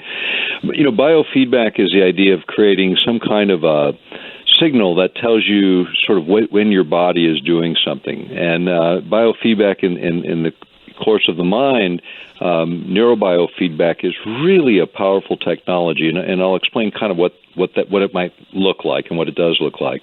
In some cases, it's like a helmet that fits on the head, and it has a number of sensors that literally pick up brain activity. And what happens then is it translates it through a software program so you get a visual image on a screen. And when you're doing the right thing, that visual image responds in a certain way. In other words, it gives you feedback. So you can see what the brain is doing in real time and go, okay, that's when it does this. And so where they're using it is like with attention deficit disordered children, where maybe their brain activity is running too low, and they need to boost it from, say, a low alpha, high theta range, boost it up into a pure alpha range, which is a range for idealized mental processes, or they're hyperactive, where the brain activity is too much and they need to calm down or learn how to calm down. So what happens is they'll maybe have a ball bouncing, and when the ball bounces to a certain height, it's when they hit that perfect zone for learning, as an example. And what they've done with children with these disorders is using an hour a day of therapy for a 45-day block of time. They're able to take about 80% of the kids with these disorders and literally teach them how to modulate their brain activity to reach those ideal states of learning without any chemicals at all. In other words, they get off of the pharmaceuticals, they learn how to actually control their brain activity themselves, and they become much more powerful learners than perhaps sort of, in quotes, normal people, right? And the same is true for meditation. Teaching meditation techniques to hit that zone where the meditator might work 20 years to get there by sort of trial and error, and whenever he hits that zone, going, aha, that's it. And eventually the ahas become closer and closer together, and then they can do it at will.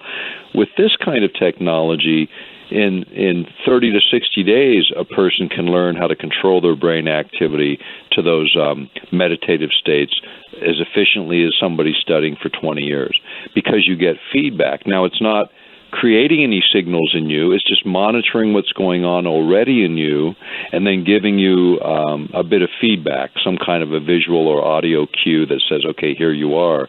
There's a simpler device that I actually have on my website. It's called the Antens, and it uses muscle tensiometers that fit on the forehead, and then you have a headset, and it creates a tone. So when you relax, these muscles in your forehead also relax. And so it's telling you when you're stressed or when you can actually calm down, and it does it with an audio tone where it starts out real high and then it drops down lower and lower and lower as you hit that zone. And then you can adjust sensitivity to become more and more sensitive so you can control it better and better. And so if you do it an hour a day for a month, and then you start visualizing the most stressful thing in your life, maybe it's your teenage kids or maybe it's your boss at work, and then you learn how to control that anxiety that you otherwise feel by being able to literally gain the feedback you need to learn how to relax. So then when you walk into those stressful situations, instead of the flight or fight response coming across, a very different kind of response comes across, one that is deliberative, that draws on the highest order of thinking that you're capable of, as opposed to your reptilian brain running away type of, or punching the guy, this kind of a reaction. You go the opposite direction. And so learning techniques you can augment by biofeedback because they're not drivers.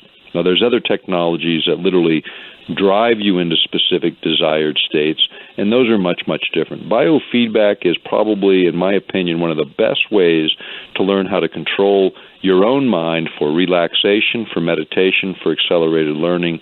As an example, all three of those are enhanced by these kinds of technologies. Wow. Well, then that answers many of the questions that I'm getting into the wormhole tonight. Vaughn is asking me if you have any suggestions for self-defense against these kind of attacks, mind control attacks. Let's see. Roger over at The Fringe on Facebook is asking, well, tell us how a person can fight against mind control. And there's a bunch of people asking that same question. So if I heard you right, the best defense against mind control is mind control. Of your own, yes, exactly. And strong systems, they're pretty much immune, which is why when you look at the literature on this, it almost inevitably says it'll affect most people, but not all people.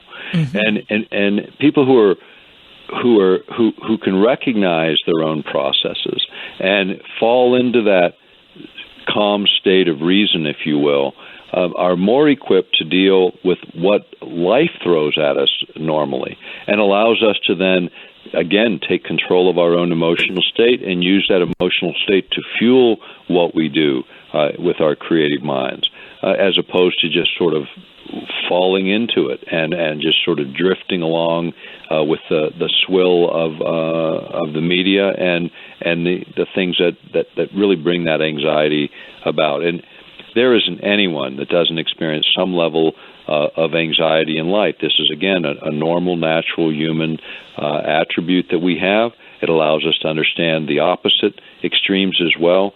But ultimately, we can't let the emotions dictate. We have to decide. And that's, again, our free choice, our free will. All these things are tied together, our emotions, our thoughts. And as we cluster them together in a more self-directed way, and as we gain control of our own emotional states, this is where the power lies. This takes the fear out. It neutralizes fear. And everyone that responds, usually, what can I do? Fear drives that response. Anxiety drives that response. That's why you ask the question. And so the answer is, again, gain control of the mind as an observer of your emotions, as opposed to being the person that just sort of rides along with them, because you're in control of them. Yeah, right. And it's an ocean of information that you are just going to be drifting in if you don't take that control. A little trick that I do, because everybody knows I'm a very emotional person. That's pretty clear by now. So oftentimes, when you get a strong emotional response, what I'll do is say, okay, why? Why do you have that response?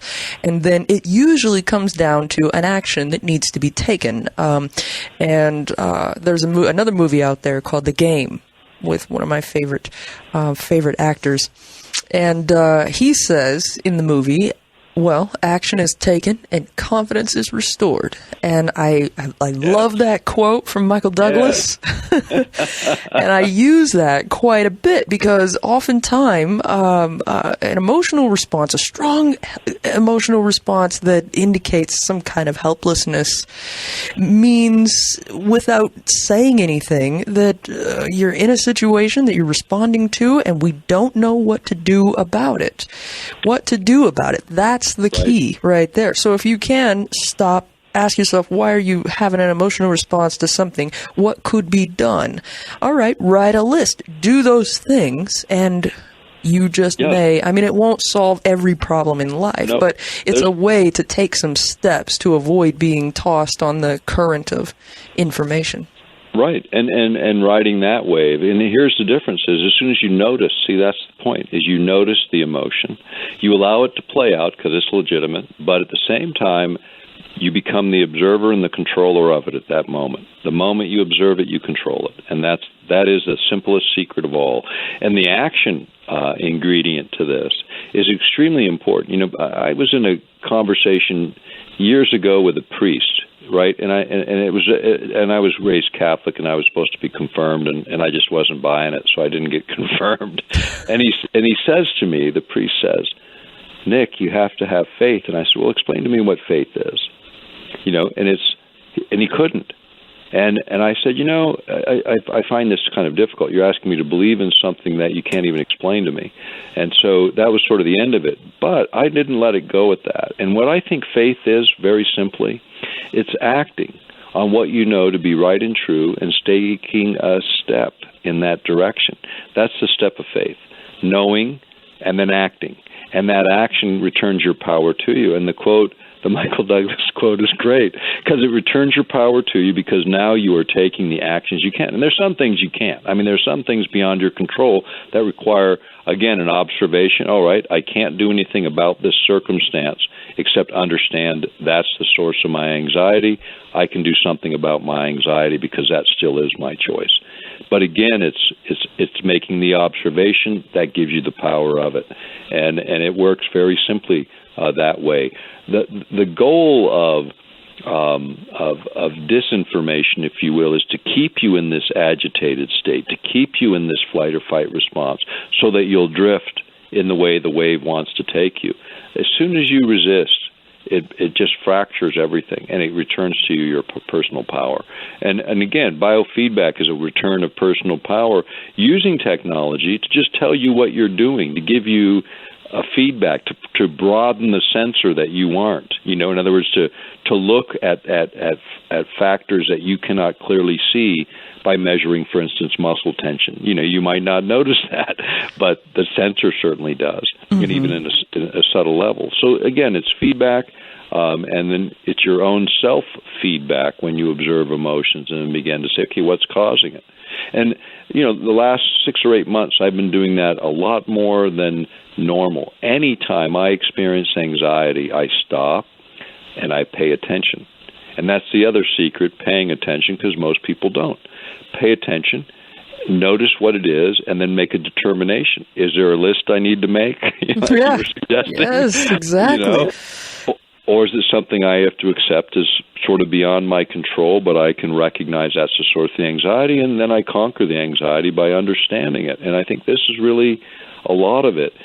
Is quite simple. And I know we've kind of drifted away from the technical side, but again, the technical side is what's attacking the very nature of our humanity, the things we're talking about now. Right. And you can't talk about the technical side without talking about the gifts that we already have, the natural side, because the natural side of it is what we all have available to us right now free of charge. Right. And anybody can take advantage of that. I've been saying this frequently lately, and that is if we really knew what was the power of what was between our own ears, we would realize that's all the power that we need. And there is so much just right there, just to imagine, or know, really, not imagine, I misspoke, just to know that the human brain is the most complex thing on earth, that we don't understand everything about it. We don't understand exactly how it works. Well, maybe some people in government understand far more about how it works than we do. But if we were to grasp that and use the full potential of what we have been given just by being born, we would have so much control over where we go, over what we do, how we respond, because we can never control what happens to us, but we can always control how we deal with that and how we respond to what happens to us. Absolutely, and again, it's it's changing the mindset, and so much of the mindset, even when I think about experimental subjects in these areas, and there's several groups that self-identify as victims. Well, I understand that, but the self-identification takes your power away too. I mean, if you see yourself as a victim, you'll always be one. And yes, I mean, there are people that are abused and horribly abused in so many ways, but eventually you have to overcome the victimization and take what control you can.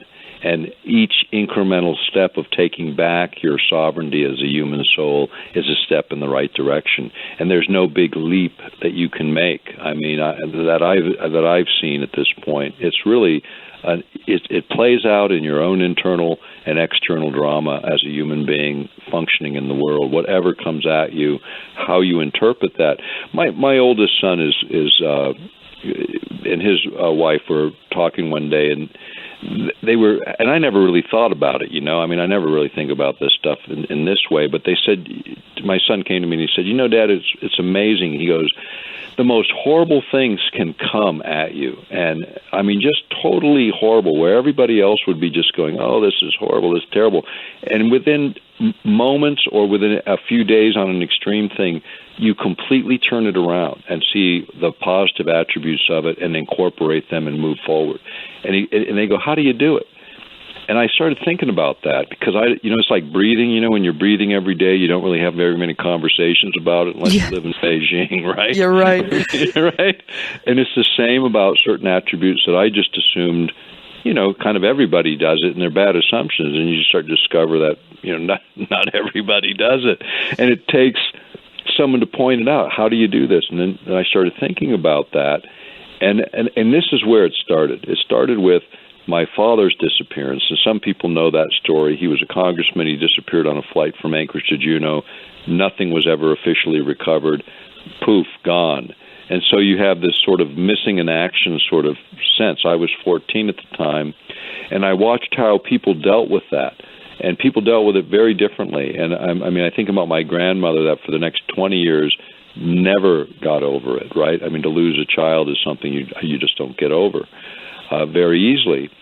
And what occurred to me is, at 14, and I did this arbitrarily, I said, 70% of the people overcome and 30% just fall into that emotion, let it take them for the rest of their lives. But you can either decide to be in the 70% or the 30%.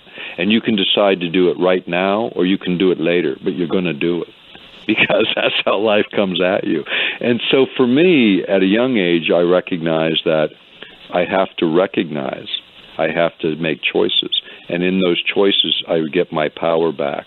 And I can make those choices through my observations and how I interpret those things. And what I've learned in the years since, in 44 years since, is you can not only control it, but you can decide how it affects you. And the most positive things in my life actually were the most difficult things that I encountered, including my father's disappearance, because it fundamentally changed me. It changed me and helped me recognize what I was and what I was not. And I completely altered my behaviors. I mean, I went from a C student to a 4.0. I went from a child to an adult by choices I made deliberately that I can still remember making very clearly. And those choices were not just thought about, but as Michael Douglas said, as you quote, acted upon, doing something about it, about what I was and what I could do. So I think that sort of ingrained in me this pattern that follows me to this day, where I realize I can make the choice today, or I can make the choice in 6 months. But sooner or later, I'm going to make the choice that the lesson has taught me, or I'm going to get to repeat the lesson a bunch of times. And we can look around our lives and the lives of those close to us, and we can say, yeah, you either get to repeat the lesson or you learn from it. And this is why I don't judge things so much as negative or positive as much as they're experiential, because how do you know what's positive unless you've experienced a negative, and vice versa, as I said earlier. So right. It's part of the human experience. It's just part of our individual path of learning and choices that we make, again, which distinguishes us as human beings from other aspects of creation. Well, we could not have asked for a more powerful example of that than what you just said. Losing a family member, an immediate family member, is about one of the most difficult things anyone could go through. And to just make a choice, well, this is how I'm going to handle it, and this is how I'm going to proceed. Of course, the initial sting is going to be there. When anything horrible happens. I've like anybody, I've gone through some also. And there's that initial sting, and then there comes time for thinking and time for what now. And that's the moment where you have the power and you have the choice. You can say, what now? I don't care. I'm just going to cry today. And you could say, what now? Something needs to be done. What is that? Let's figure that out. And all those emotional releases are absolutely necessary. They should not be suppressed, for sure. They should be recognized. They should be they should be respected as part of your human nature, and then take it the next step. And yes. Even to this day, all these years later, I think, boy, wouldn't it be great if he was here to see what his 6 children did? My dad disappeared at 40 years old. My mom was 34, raising 6 kids. It is a very different situation, and yet when I look at how each of my brothers and sisters indexed this, and what we've done in the world since then. My dad's death and disappearance was fundamentally the most profound thing that altered our course within our lives. In fact, it was the greatest gift my father ever gave me, as difficult as that is for a lot of people to get, because it changed me in a way that if he was alive, he wasn't having that impact. I was a really rebellious kind of a teenager. I mean, I was a free-thinking person, and I did not respect authority very much. And I learned a lot in that experience, things that my dad taught me in his death and disappearance that he would never have been able to teach me in life, at least as I see it even today. And yet, these are the things that we either fall into as our horrible, this is horrible, terrible, and the government's responsible, because they probably were in my case, But I have not lived that way. I have never lived a victim's life. I've never lived under the threat of government being something horrible, even though I believe it took out my dad and a lot of other people in the course of time. Because fundamentally, I still know what I am and who I am and what I'm capable of, and what is possible is the impossible. And I see it every day. 100 years ago, every scientist in the world was saying, heavier than aircraft, flight, impossible, except for a couple of bicycle makers, right? Yeah. You have to see it a little differently, because even the brightest of the bright can't see certain things. It takes that spark, that something that every one of us possess innately within us that triggers these hyper-creative possibilities that come out of usually adverse circumstances. Mm-hmm. Those are the best opportunities to learn and the most difficult, for sure. And a certain percentage, whatever that is, never make it past that disaster, or they continue to repeat the lesson. In either case, it's still about choices, and coupling those choices with the drive of emotion that then propels you and your thinking processes into creating a reality that does work, that does have an impact, that does matter to you personally and to everyone around you that feels it. I mean, you can walk into a room, and I've seen people do it. I've done it myself, and the room can be altered by just how you are and what you radiate, literally what you radiate.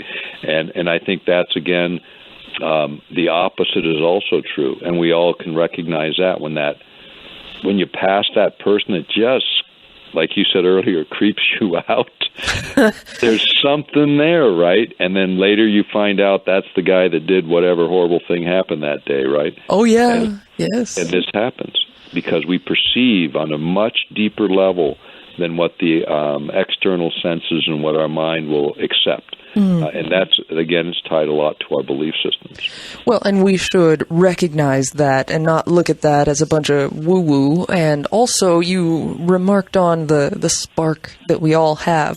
And I can say from personal experience that, yes, that spark, that flame, it can be dampened. It can go down to just a subtle glow. But that spark, that flame, you can bring it back to a roaring bonfire. It really can happen. I have been in places that are very, very dark, and I've been in some pretty, trying times, and thought, there's just no way, there's no possible way I'm going to see daylight after this, and it may take a while, but if you do grab that thing by the horns, you actually can come back from that. We do have to take another break here, yep. And I want to open up the phone lines when we come back. I also want to pose a lot of the questions that have been coming in through the wormhole to Dr. Begich. It sure is quite a night tonight, isn't it? It's quite a week, actually. We'll be right back. All right, well, let's do it, shall we? The phone lines are open. Dr. Nick Begich is here tonight. We have plenty to talk about, and I sure hope you have plenty of questions. I have plenty of questions over here in the wormhole for Dr. Begich, and let's start off with one of the questions in the wormhole, because I tend to forget them, and then pretty soon the show's over with. So we'll start with Terry in Cincinnati, Ohio, is asking, is hypnosis when false memories are created or subliminal messages, forms of mind control? Is that what many alien abductees say happens to their memories? Is that a form of mind control? Hypnosis, certainly I would say hypnosis is a form of mind control. In fact, one of the really brilliant experts on this, Eldon Taylor, I don't know whether you've ever interviewed him, but I would highly recommend him. He's published 7 or 8 books on beliefs, and he is a forensic hypnotherapist, one of the very best. The idea of being able to change behaviors, again, using forms of either self-hypnosis, what they call autosuggestion, or where you use another person to sort of induce the state. Yes, it is, in fact, a method of controlling mental function. Generally speaking, people say that your belief systems have to line up, with that. So they say, well, you can't, for instance, you can't program someone through hypnosis to kill someone, but you could perhaps program them to defend their wife by killing someone. You know what I'm saying? In other words, you just have to frame it within the belief system that a person has, and then you could certainly utilize hypnosis as a form of mind control. And I had mentioned Estabrooks' work, I think, in the very first hour of the show. Estabrooks, look up his name on the Library of Congress database, and you'll find out a list of his publications. But his fundamental area was starting out hypnosis, and eventually got into hallucinogenics and other things for controlling behaviors, but starting with hypnosis. And that continued to be a big part of his work all the way up until the end of his career. Wow. Well, I will look into that. Terry in Cincinnati sent another message, but this is, I think, just a comment, but it goes back to what you were saying about hearing German, and to you were hearing English. She said, well, I thought I was going crazy at first, but for a while I've been able to listen to foreign languages spoken on the radio and let my mind click into a soft trance and suddenly hear the words being spoken in English. And it stops as soon as I doubt. That's my favorite part. Is the very end right there. It stops as soon as I doubt it. Right. And I think this is, again, is tied to belief systems. And it is in that light trance-like state that you would become highly sensitive to this. And this phenomena is reported often. In fact, in early Christian literature, they talk about an interpretation of tongues, interpretation of languages, as one of the gifts of the Spirit. And I believe that is true. And I think that this is exactly what we're seeing manifest in certain instances in the world. And I think some people can fall into that state of awareness where they can literally make those translations. I've had the experience myself, and there was no doubt. I was just participating in the conversation, as I thought, that was taking place in English when, in fact, it was in German. Where that comes from, how that mechanism actually works, I couldn't explain it. I mean, I just know that I've experienced it, and others have as well. And it sounds like the person asking the question certainly has. Mm-hmm. Yeah. Well, I'm going to dive into the phones here, and I'm just going to go to whoever's been holding the longest and hope, like I said, that they're awake. This does happen, Doctor. When I'll get a call from somebody that this happened actually to Giorgio Tsoukalos, of all people. Oh, no. I picked up the first or second call, and the person really was snoring. It was a pretty funny moment. So keep that in mind as we go along here. All right. Maybe we'll get a classic in radio, and I'll get to hear a question that's really just a snore. We'll go just to line one, and you're on the air with Dr. Nick Begich. Welcome to the show. Yes, this is John in Milwaukee. I'd like to ask the doctor, now with you have skeptics like Michael Shermer, who's talking about, 100 things in one sentence, like 9/11, Bigfoot, and so forth. And it's like 9/11, you have 7 buildings and a Pentagon and, planes and all sorts of things. That's like a lot of stuff, right? And he does this trick of like talking about a lot of things and trying to discredit all this kind of stuff, right? And there's some people who have been looking into his background, and apparently he doesn't even have the degree he says he has. Now, do you believe the skeptics are like cognitive dissidents or disinformation? In some cases, perhaps so. I think that's true. In fact, there's protocols for, when government contractors get some of the really, really interesting and things that are highly classified, they instruct them on disinformation, what to say if asked to lead people astray. It is the technique that is used and integrated in virtually all of it. Now, the idea of deliberately planting information out there by security agencies or others, without getting specific, I think we can all sort of recognize the propaganda machine starting in World War II, where we really took advantage of it. Yeah, I think that happens. I think some people come at things for motivations that maybe aren't apparent, and I don't really care to see that. But being a skeptic, I think, is a healthy thing. But just being skeptical about everything is just as extreme as the opposite end. And I think it's a great case of analysis and make your own decisions. I mean, I've said a lot of things here today, and I take what I say very seriously. It impacts people. People act on what I say. I take a certain level of responsibility for the actions that come from it, and I take it very seriously.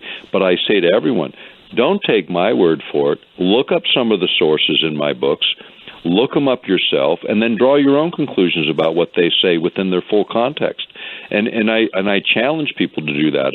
In everything I've written, I have 4 main titles out right now, and there's 1,600 references in those 4 titles. Look them up. Look any of them up that you want, and you will find that they bear out the truth. It's not my words. I act not as a scientist, but as a reporter, taking the compilation of material, putting it in an easily read form, and then attaching the footnotes at the bottom of every single page so you can see exactly where each element comes from, and then you can draw your own conclusions. And I think that's the way controversial subjects should be addressed, so that skeptics can be skeptical, but they cannot argue with the facts. Mm-hmm. And you're talking about Controlling the Human Mind, right? Your latest? Right, and it's the latest book covering the subjects we're talking about now. But even the original work of Angels Don't Play This Harp, it had 350 sources. Earth Rising the Revolution, which is the least sold of all my books and the one I consider one of the most important, has 650 sources. So there's a lot of material. They're very dense. There's a lot there. Some people have said, you should have spread it into 3 or 4 titles. It's just not my style. Give the information, keep the commentary down, and you let the quotes and the data carry the day. And that's the way I've approached it. And yes, I have a point of view, and yes, I have an opinion, and yes, I editorialize within the context of those facts, and I make it clear when I do. Mm-hmm. Well, I do appreciate the call, and that is exactly what I wish I could hear that from every single one of my guests. Don't take my word for it. Go look it up. Trace what I've said in the sources in my book back to the origination point and decide for yourself. I mean, that's what I wish everybody would do. And again, I'm not trying to have an agenda, but being a human, I'm going to end up with opinions, unfortunately. But I always say, I'm not trying to tell you what to think. I am trying to tell you to think. Yes, this is a critical element. Absolutely is, and it's and these issues that we're talking about tonight, they're important issues, but they may not be the issues for every listener. There's a lot of things that people are inclined to do, and it may not be this set of issues. But when we did the research for the writing, we reviewed over 100,000 documents. We reduced it to 20,000 that we at one time held in our archives, and out of that selected 1,600 that would make the case for these technologies and the fact that they exist. The case is made. The real question then becomes, what's fair use or any use? How should it be governed? And I have a strong opinion of that. I make it real clear I do. I don't think these things should be used to undermine the integrity of the individual soul, the individual human being. To me, that is the greatest violation of all, is to pierce on this level the thinking processes, the things that allow us choice, the things that create the reality around us, our minds and consciousness itself. This is what's under attack, if you will, by government agencies that believe they know better, and that it's their job to make an orderly society of drones. And I don't believe that's the nature of human beings, nor the calling of human beings. Agreed. Very much agreed. On line 2, you're on the air with Dr. Nick Begich. Welcome to the show. Well, how cool is this? I got a ship captain and a doctor all in one. That's very cool. You've been on hold for about 2.5 hours. I'm just happy you're awake. No, I'm always awake. You know that, Heather. You know who this is. I do know who this is. I'm really glad to have this guest on tonight, because there's a lot of ways you can maybe help me with the puzzle box of things I'm working with right now. Heather's aware of pretty much all of them. I think all the listeners are too. I was kind of curious to know, I seem to have this weird link to DARPA's Pegasus project. And a number of the things that have come up in tonight's conversation, I keep getting all these weird messages now really fast every day. I'm losing time. I've got a lot going on right now, but a couple of things was to ask you about DARPA's Pegasus project. I really strongly believe I was linked to that. And then... In what way? Linked to it in what way? I think I was a member of the DARPA project. Okay. And this is why I think it's necessary at some point to have a long conversation, because there's a lot I've talked about, but it won't all make sense until you put the puzzle pieces together. But to not take up more call time, this is also really important. Mandela has been showing up. The Mandela effect has been showing up like dream sequences to me daily now. I'm seeing evidence of it everywhere. So I'm sending on important things. I'm sending secondary messages. I sent Heather one the other day just so she has her own version time link to see if it changes or to have something she needs should something weird happen to me. The thing about the Mandela effect and mind control and all of that is that I don't think time is what we perceive it to truly be. And I've come to realize that we can control what's right in front of us. I was almost going to say, as of right this second, I can guarantee you I'm a first-time caller for this second and beyond. But I'm clearly not a first-time caller. That's why I didn't call on the first-time caller line. So I guess my question is, do you really feel like we can control it? Because I think that the creation of these timelines and these boxes, like CERN and my box that I created, which I believe are pretty much the same thing, only mine didn't cost as much to make, they've been created, and there have been so many timeline switches that I think we're all kind of lost and mixed in millions of timelines that are now channeling through all the time. And I guess I should just leave it at that and hear what you have to say about it all.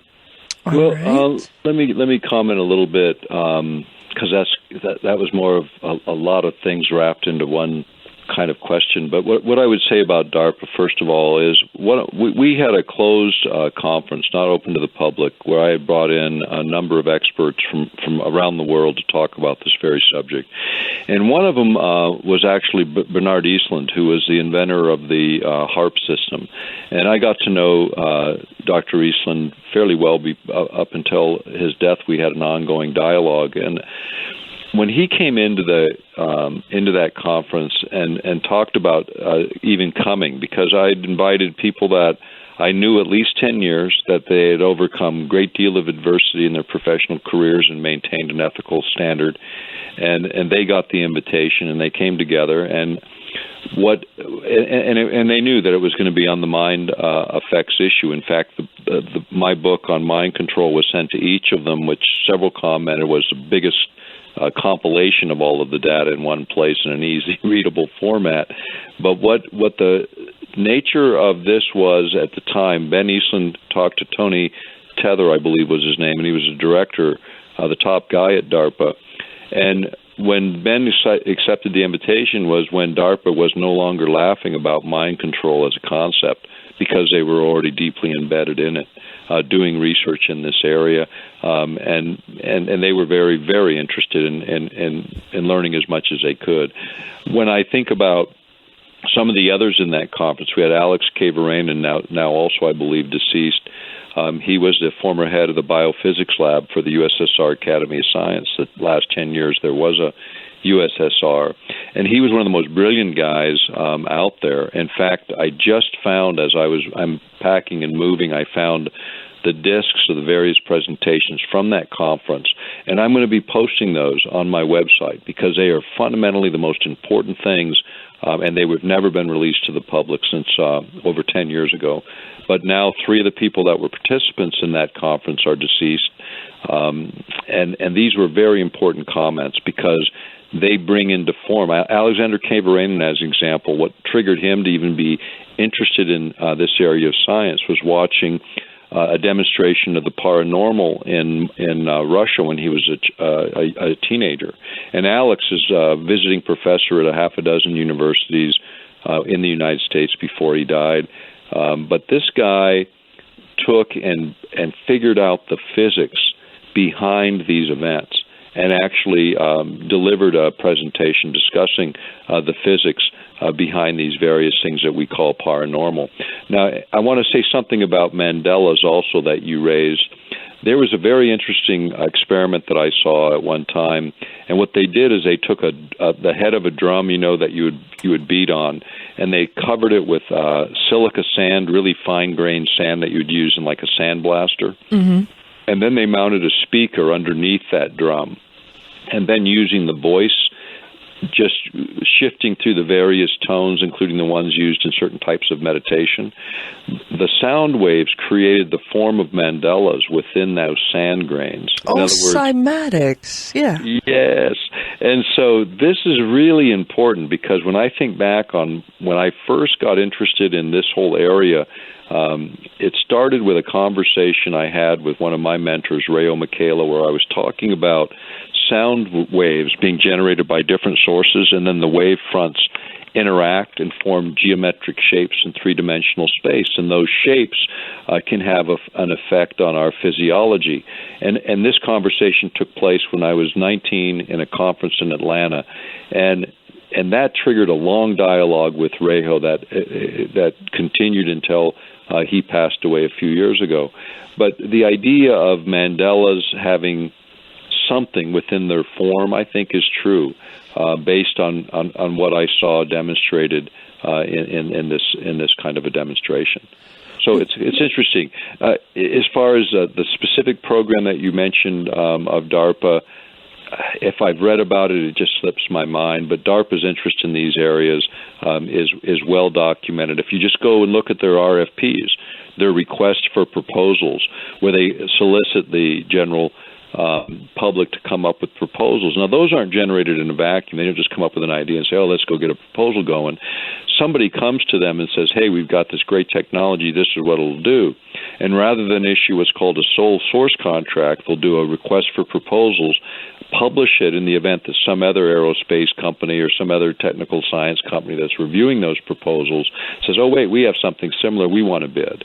And so then they solicit the bids, they issue the contracts. But in the solicitation, in the questions being asked, a great deal is revealed. Mm-hmm. Well, he was referring to Project Pegasus, which I happen to know is an alleged time travel program. And he was also referring to the Mandela effect. Maybe I can distill the question to something like this. Yeah, that would be helpful. Yeah. How about would mind control affect a person? It is really weird that he brings this up because I was actually thinking about this earlier before the show. Would mind control be able to affect a person's perception of time, the passage of time? Probably so, and I say this because time is I mean, it's.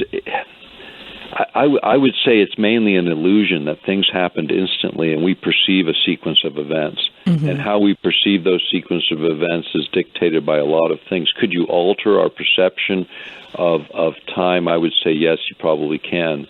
But there are probably more qualified people than me that could comment on that specific program because I just don't have the knowledge. Mm. Well, sometime, if you're bored, look into Project Pegasus. It'll be very entertaining for you. It is always very entertaining to me. And look up Andy Basiago, who talks about being a part of a time travel program. Essentially what it is young children were recruited to be, sent into different times and places. And some of the stories that Basiago tells are pretty wild. And here we've got another person who says, well, I think I might have been, as a child, a part of this program. And I have this is way beyond my pay grade, time travel. Yeah, I don't have the knowledge on this one. I know a few people that have commented to me on it, on time travel as a concept before, but the individuals commenting with me just didn't have the qualification or the what I would consider the kind of documentation that's helpful. Mm-hmm. And that's, again, it's been my hallmark for 22 years, is what I say is footnoted and documented, and otherwise I generally don't say it. And in the last 6 months, I've started talking about some of my own personal experiences that are borne out in terms of the facts, in terms of the science. but I've not talked about them. And what I'm finding is it's perhaps more important to put in an experiential context that which I'm putting in a technical context also. And for me, it's the most important thing, because I believe that as we awaken to our own potentials, this is where the world changes. This is where things begin to happen. This is where consciousness takes its front seat instead of a back seat. And that's where we need to be as a population, as a race of human beings. We don't need to wait for organizations to form. It already did. It's called the human race. You don't have to wait for leadership to emerge. It already did. It's the person filling your shoes. Acting on what we each believe to be right and true, and then when we make mistakes, recognizing them as the learning experiences they are, not falling into the victim of those mistakes, but recognizing them for what they are. That's the way consciousness changes, and when it changes, the world changes with it. Mm-hmm. There's no alternative. Yeah, and realizing that sometimes the person who needs to do something about something, it just happens to be you. I know it's hard to believe, but it happened to me. I'm an example of that. Well, if Art can't host the show anymore, then somebody's going to have to do that. Oh, you mean, wait a minute, that's going to be me? Oh, yeah. God. Okay. And here's the thing about all of that, right? I mean, you took a step somewhere in life that led you to the next one, that led you to the next one, that led you to the place that you are right now. But if you'd gone back to the beginning and said, oh, I'm going to be doing this, you wouldn't have said it. You wouldn't have believed it. And because you wouldn't have believed it, it would never have happened that way. It had to happen incrementally, based on what you believe to be right and true, that you can embrace with the faith that it is true, and then act on it. And if you discover you've made an error, well, you've learned from that one too, if you learn rapidly enough and can integrate it into your thinking. But this is how it all happens. And that's why I say, a lot of people come to with ideas to fill my dance card, and it's already full. and I say to them, I'm appointing you a committee of one, go do it. Good advice. Very good advice from Dr. Nick Begich. We got to take a break here, and when we come back, well, more of your calls with Dr. Begich and more of your wormhole messages, questions, comments as well. I'm Heather Wade. Oh, time certainly does fly when you're having a good conversation, right? Well, Dr. Nick Begich is here tonight. We're talking about mind control. And it's funny because in the course of the conversation, it turns out the best defense against mind control is mind control. So keep that in mind as we're going along here. Welcome back, Doctor. I've got a phone full of people that want to talk to you, but I also don't want to ignore the messages coming in through the wormhole. This one come in from Dave, and he said, ask Dr. Begich about the signal and entrainment. Entrainment is a component of resonance. MK, I guess he's referring to MK Ultra, uses this as well. Have you heard of these terms, entrainment, the signal? Right.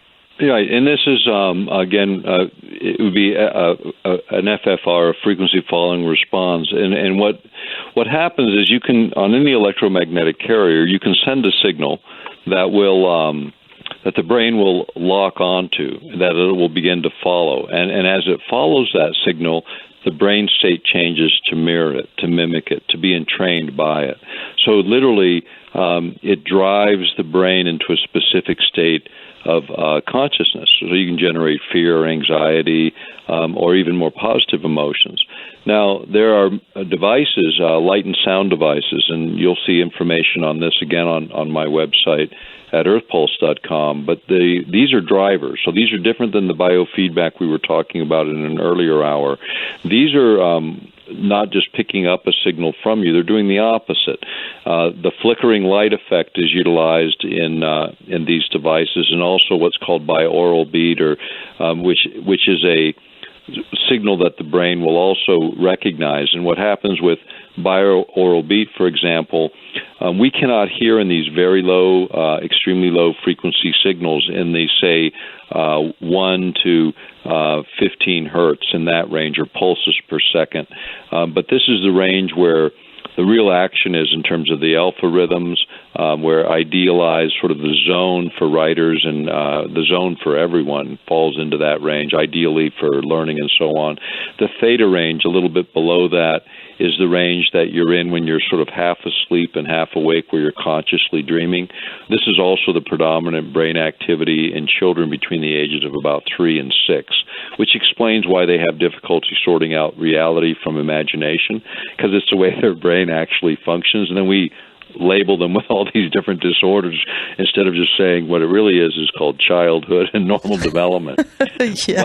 Being human is a mental disorder these days. Right. And so here's the thing that happens is in entrainment, if you utilize a binaural beat, a signal will come in, say, at 15,000 hertz in one ear, which is within the range of human hearing, and come in the other ear at, say, 15,008 hertz.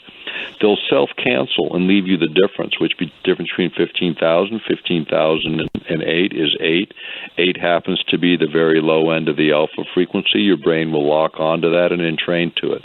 In fact, the Bob Monroe from the Hemisync Institute, now deceased, also developed a whole series of programs that capitalize on binaural beat. And you need a headset to get that full effect, to get these frequency signals that the brain will entrain on and lock onto.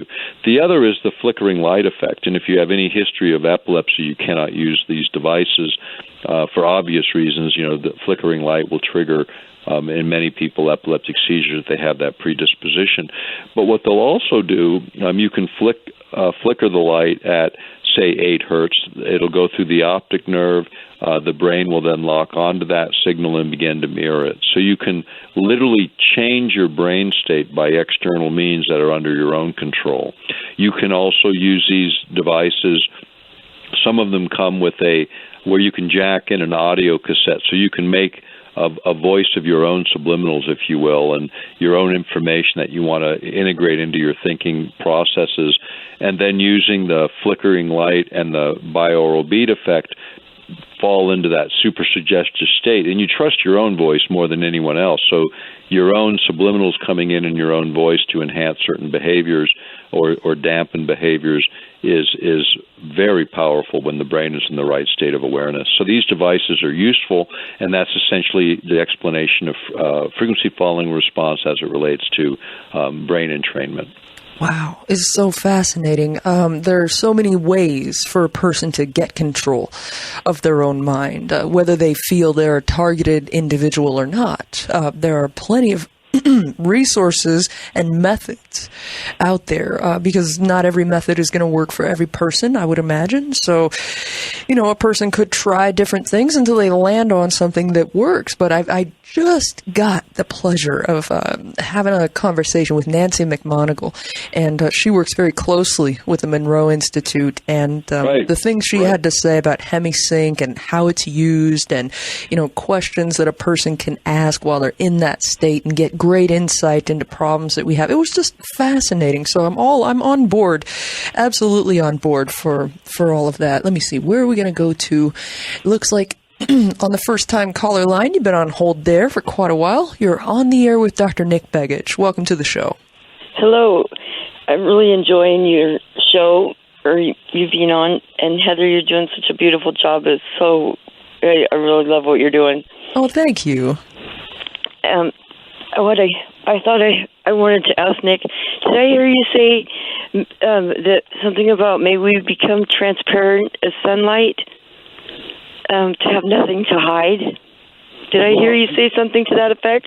Yeah, I think that ultimately, at least when I think about human consciousness and awareness, and I mentioned it earlier that, I believe Judgment Day is the day that we all have this perception of recognizing a telepathic capacity. That's, in my view, the opening of the book of life, where everything is revealed. And what it requires is, first of all, a lot of self-forgiveness, and then secondly, a lot of, not tolerance. I don't like that word because it's like a word that you reluctantly go to the dance, right? I think it's really about acceptance more than tolerance, and acceptance of the fact that we are human beings with successes and failures, and from those successes we emerge, and also from those failures we grow. That's, I think, the essence of it. And as time goes on, I think the technology alone makes us more and more transparent. If you're engaged in social media of the various forms, you are becoming increasingly a transparent person because so much of your life is revealed. In fact, just your searches on the internet. If you do searches on the internet and that you create 300 data points, that's enough to get a profile of you that's equal to somebody that's lived with you for 5 years. If you can get 3,000 data points, you can get the same profile of you in terms of what you'll do and predict your moves that somebody who lived with you for 20 years. In fact, they can predict with that many data points more about you than you can predict about yourself with a higher degree of accuracy. And that's just using things like internet searches and just kind of the public domain kind of records. If you think about personal privacy as a concept, it's no longer what goes on in your house as it was when the Constitution was passed. It's the digital doorway that contains the essence of who you are in so many ways. And as the resolution increases, and I use that word a lot because as the resolution increases, the transparency increases, and the need for recognition, forgiveness, and growth also increases. But when that is manipulated by government or by individuals, very powerful outcomes happen. In fact, the guy that really developed the computer models for this, he developed them in Poland. He later went to Cambridge. I forget the name of the science, but they gave it a specific name, and it was used in two very recent elections. It was used for Donald Trump's election, and it was used for Brexit. And it was used defying everything the other statistical models showed for outcomes because they all predicted very different outcomes.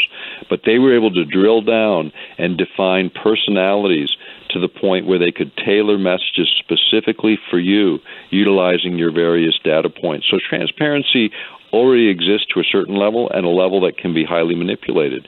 For instance, in the Trump campaign, one of the things they did is people couldn't figure out. Every time bad news came out, his poll numbers went up, and they couldn't figure out how that was happening. Mm-hmm. And what was happening behind the scene is they had profiled the voters to such a high degree that, for instance, in the South where they were having where Hillary had an edge among black voters, what they did is to those voters they could identify, and that was a lot of them. They sent in the messages which showed, and I think some people recall this, where Hillary's voice is voiced over a policeman with a dog attacking a black person, and Hillary is saying we have to bring them to heel, because those were the words she used in a public presentation talking about crime and inner city difficulties. But that image tied with her voice going to the voters that were generally going to be favorable to her, what they did is neutralize the voters. They just went, I'm not even going to vote, because they weren't going to support the other guy. But this is how data is manipulated on a grand scale with very, very clear outcomes, and you're going to see more of this. I predicted this in Earthrising the Revolution in 2000, that this would be the way elections are run. This is the way they're going to be run from now on. It's not going to be the 100 issues that you're concerned about. It's going to be the one issue that they know resonates with you, that connects with you, that they're going to be able to feed you that and ignore all the other issues. And this is, again, transparency is coming because people voluntarily give their information up on Facebook, LinkedIn, and all of these other social medias. I went on Facebook for 4 days, and I thought, I'm not doing this. I got through the process of signing up for LinkedIn, and I went, I'm not doing this. So I get these inquiries all the time. Hey, join this guy wants. If people really pay attention, they'll find out there are no links on LinkedIn for me. Zero. I didn't put any in. There are no Facebook links for me because I didn't put any in. I was disgusted by what I saw and what I know about how that information is used. Mm-hmm. And so I don't participate in social media. And some people say it's to my detriment, that I could be doing much better economically. I don't care about that. What I care about is my personal privacy and my personal liberty, and I don't like being manipulated. And that's what I see these systems doing. Well, look, if a man who has written an extensive book about mind control, looks at Facebook and goes, "Oh no, I'm not participating in this. This is kind of gross to my sensibilities." We all need to listen to that. I want to do a show on data mining firms because it sounds like that's what you're talking about. Yes, it's an absolute reality right now, and there are very sophisticated algorithms that run the data mining itself that are all very close. I mean, they are right as close as we can get in our day and age to artificial intelligence. And these data mining firms, the more data we put out, and that includes taking a picture of your lunch. That includes when you go out to the local restaurant and tell everybody on Facebook that you're at the local restaurant and you're going to get some back ribs or whatever, that you're out shopping, that you're looking for a house. All of these personal things are all collected. Yes, and everything. Used. Yeah, this is not a conspiracy theory, right, Doctor? It is not. In fact, again, 17 years ago, I footnoted this in Earthrise and the Revolution. Every source that showed this trend, this is where we're going to go, this is where we are. And this is the transparency I'm talking about. This is an artificial kind of transparency. There's another kind that we've been talking about too, and that's that whole concept of telepathy or these extrasensory perceptions, or what the military now calls anomalous human capabilities. Oh, I like that. Because ESP has a bad connotation, because people attach all kinds of things to it. Yeah. And so they give it a new name, shine it up a little bit, and call it something else. And this is the government's famous for this. It's like fake news. Oh, well, we can't talk about the real news, so let's just give it a new polish, and then we can send that message out. Messaging is really what we're talking about here. Is what is the message? Who is the messenger, and how do we adjust perceptions? And there is a lot going on in this space. And in fact, I think this is commercially data is manipulated. And this is what I said years ago. And I said that everyone wasn't worried about it because they couldn't sort it all. Well, we're getting there. And I'll tell you when we make the huge leap is when quantum computing falls into the mainstream, because a supercomputer today doing 280 teraflops a second, which is equivalent to everyone on the planet, 7 billion or 8 billion people doing a hand calculation on a calculator every 60 seconds for a couple of days to do what a supercomputer today does in a second. Phenomenal, right? Phenomenal. Mm-hmm. What a quantum computer will do in an hour, the supercomputer will do in 1 trillion years. Let me say that again. The quantum computers that are coming will do what a supercomputer does in 1 trillion years, which is all those people running all those calculations.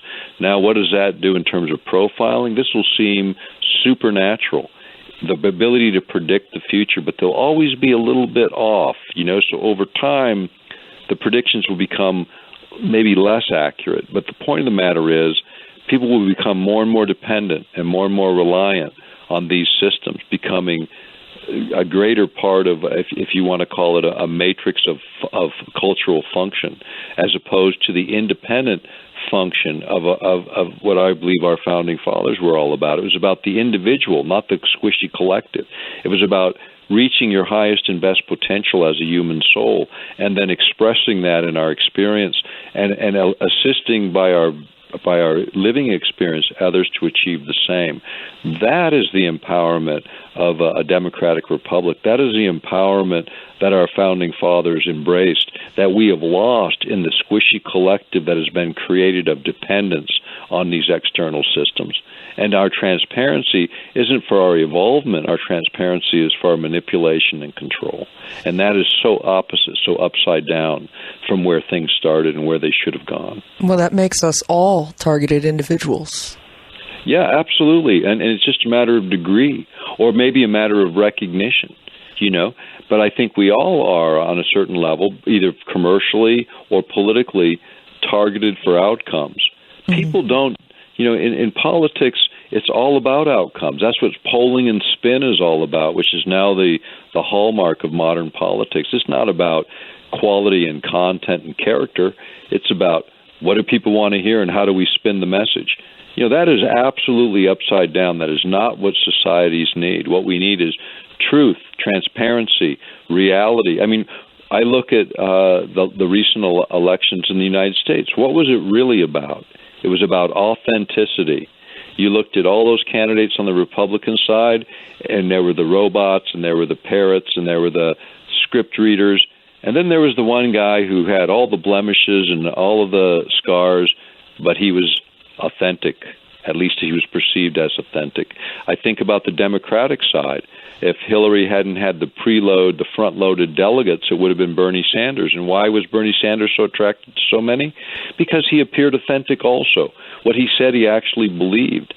He wasn't reading a script. It comes out of the essence of him. Now, whether you agree or disagree with either of these characters, the authenticity is what rang with the public, because that is what the public needs right now, is authentic leaders of a higher quality and a higher character than the ones we saw in the last election cycles.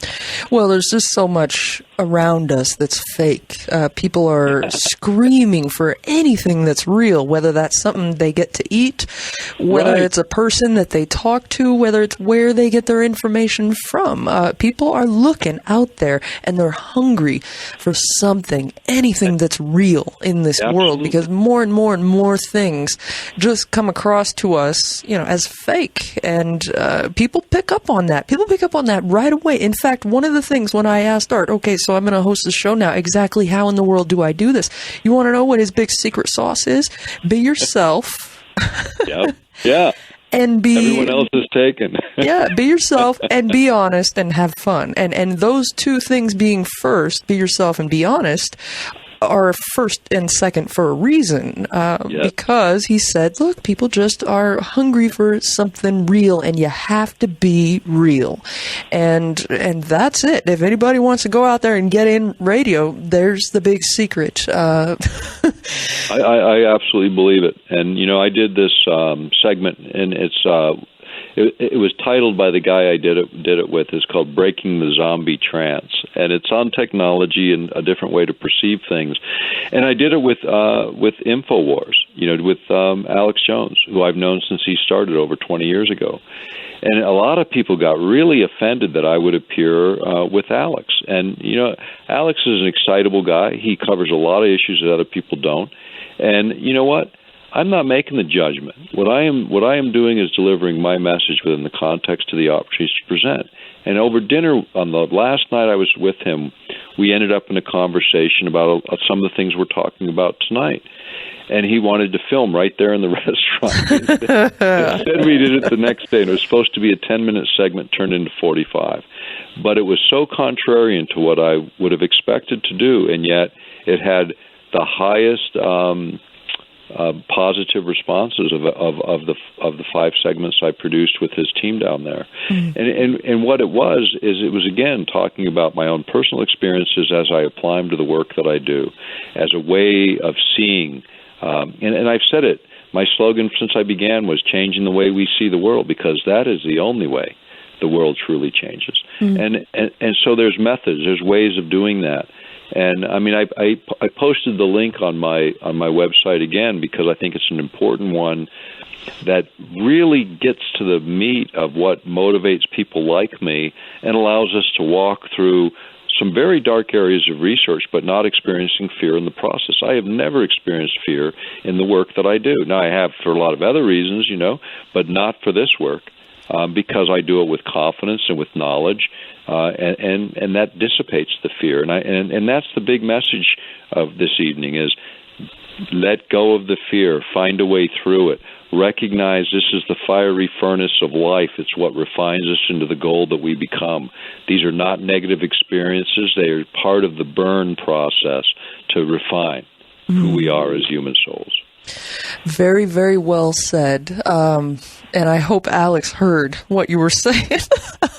Well, he's a very interesting guy, and he's a very complex guy. And what he does because he truly believes in this country and the idea of free thought and free expression.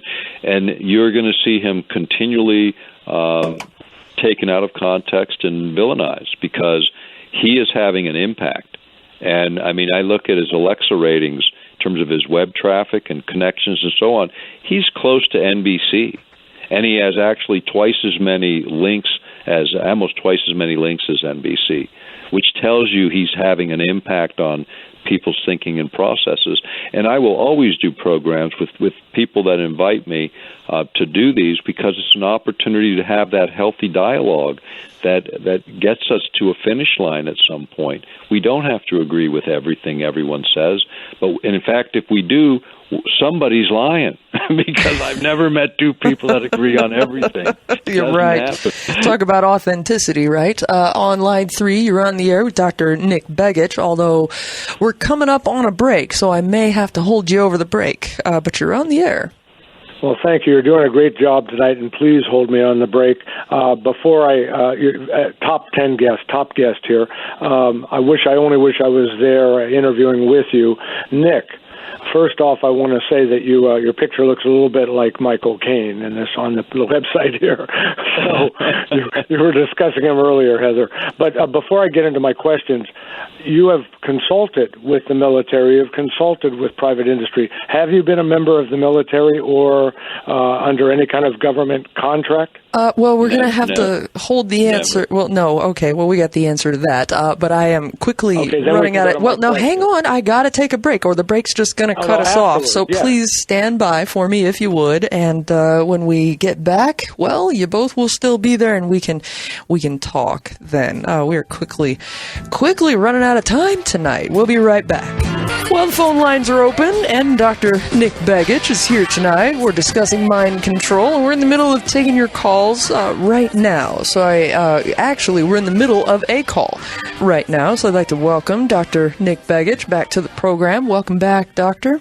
Let's bring our caller back. You're back on the air, and I really want to apologize to you because, boy, the break just sneaks right up on you. And if I don't take it, well, I'm not doing my job. But we're back. You're on the air. We've got plenty of time. Go right ahead. No, thank you. No problem. I know I'm a professional. I know how you work, Heather. I want to finish that comment on government contracting. I have done contracting for native tribal governments here in Alaska, which is quite different from what I think you were referring to. I want to make that real clear. I've done some contracts for the Anchorage School District in my past, but never military contracts, never any security agency contracts, nothing like that. Thank you for your honesty. Now, I have 2 or 3 things that if you know nothing about them, pass them by, but I'll ask them all at once. We're kind of the same generation. Mind control, smart meters, HAARP, and these more than one Norwegian spirals that are not CGI. They have been appearing. Do you know about any of these? Is HAARP related to the Norwegian spirals? Can these smart meters that are now being thrust upon our homes and businesses, I know they have radio waves, could they be used to do mind control? And while we don't get political on this program, and I don't want to go there. Yeah, we do. We can get whatever we want on this program. I'm in charge. Okay. We can talk about anything we want. Well, I don't want to get one side or the other, but you're kind of, Nick, like on the right side of a Joseph Campbell. We're not talking just spiritual, but we're talking real things that affect our country and the first world and eventually the third world. So I guess that's what I wonder. Those things that I mentioned, smart meters, mind control, HAARP, could any of them be related? And the fact that the Internet now really, the president has just appointed a guy who said he wants to do away with Internet equality, neutrality, which many of us, including myself, fought and wrote petitions to stop the FCC a year or two ago from doing that. And they said, fine, now this is all going to be flipped over. And if we have a slower Internet, then the information gets meted out at different rates for different people based on ability to pay. But that's the political. I was more interested in the spirals, HAARP, and the smart meters, and whether we're just being paranoid, or from your research and experience, could these be dangerous to our freedoms and liberty? Okay. Firstly, on HAARP, most people know me from that work. I wrote with Gene Manning the book Angels Don't Play This HAARP, which is the classic on the subject. So, yeah, I do understand what it's about. There are many ways to utilize HAARP. I had mentioned in an earlier hour the thought that Persinger had in 1995 at Laurentian University, where you could create a complex signal that would affect people over a large geographic area and give them an emotional feed, make them anxious, make them fearful, this kind of thing. You can go back to the work of G.F. Gordon MacDonald, who said if you could ever figure out how to electronically stroke the ionosphere in just the right way, you could return a signal to the Earth that would manipulate people within the field of that signal. That was also mentioned in Zbigniew Brzezinski's book. I think it's page 54 to 56. You'll see that same reference. HAARP can create a complex signal, just like Persinger predicted, that could be utilized to entrain brains, which I explained in the earlier segment, in such a way as to create those emotional sort of responses.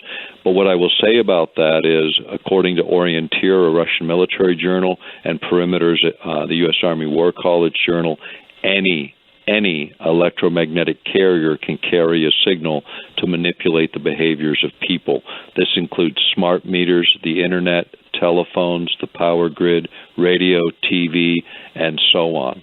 Any of these things, cell towers, as an example, could carry submodulations that could be regionally located in very tight proximities. And the new cell phones towers, the ones that have antennas that can narrow the beam to a relatively few meters, again, could target specific groups or individuals in a way to manipulate behavior. These technologies are all interlinked. They are all interconnected, and it depends on the sophistication of the operator, the computing power, which is increasing, every year. And so I say, again, using this phrase, resolution, our ability to see this, to manipulate this, becomes finer and finer and more possible. So there was the mind control, I think you asked, the HAARP, the smart meters. There was another component to this question. I Norwegian spirals? Oh, yes, the spirals. If you look at the location of the Max Planck Institute out of Germany actually runs in Tromsø, Norway, an ionospheric heater. These are, in the U.S., we call the ionospheric heater. In Alaska, we call that one HAARP. But these are situated around the world. Tromsø is one of the locations. The idea of creating that spiraling visual effect, that would be cyclotron resonance, which is what, in fact, these transmitters produce. If you throw barium into the upper atmosphere, and then you utilize this transmission signal, you'll get a visual image. So here in Alaska, they use the Poker Flats rocket range to launch payloads of barium into the upper reaches of the ionosphere, and then they send the signal in so they can visually see what that signal is doing, and that's where you get those spiraling effects. The scientists involved at HAARP are the same scientists that are involved virtually around the world. It's a very small cluster of researchers that deal with these types of instruments in their experimentation. So the research base is shared among the participants, but that would be what I believe the spirals are in Norway is exactly what I just described. Interesting. Very interesting. I had not heard about that. Thank you very much for the call. And just to comment there, it's just a lot of other people who have said, don't talk about politics, don't talk about current events, but I'm going to anyway. And that's just the way it is.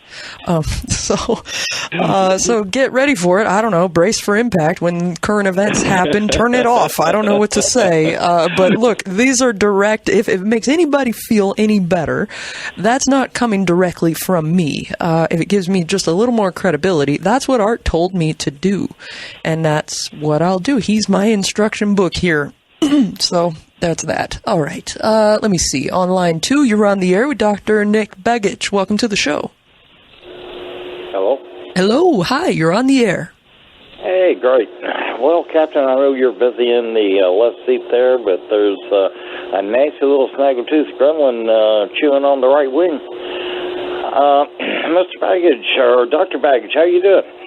I'm doing well. Thank you very much for the call. Yeah, well, I tell you what, you gave me a lot of fun back in '98.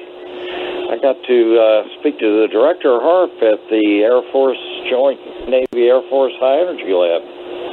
Asked him a lot of very nasty questions.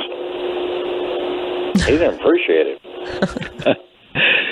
Actually, the best interview that was done with John Heckscher, who was her public relations guy, and it was done by Wendy Mesley of the program Undercurrents, which is the highest-rated public television program on CBC Canada.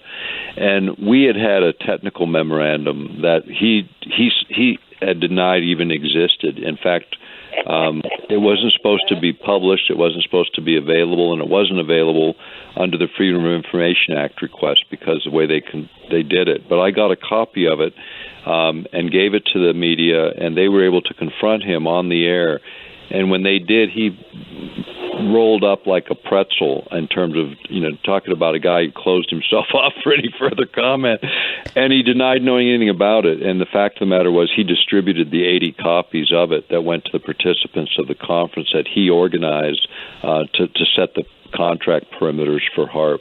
And the military at HAARP traded hands on this a few times. It was originally an Air Force Navy joint venture with the cooperation of the Geophysical Institute, which is part of the University of Alaska Fairbanks.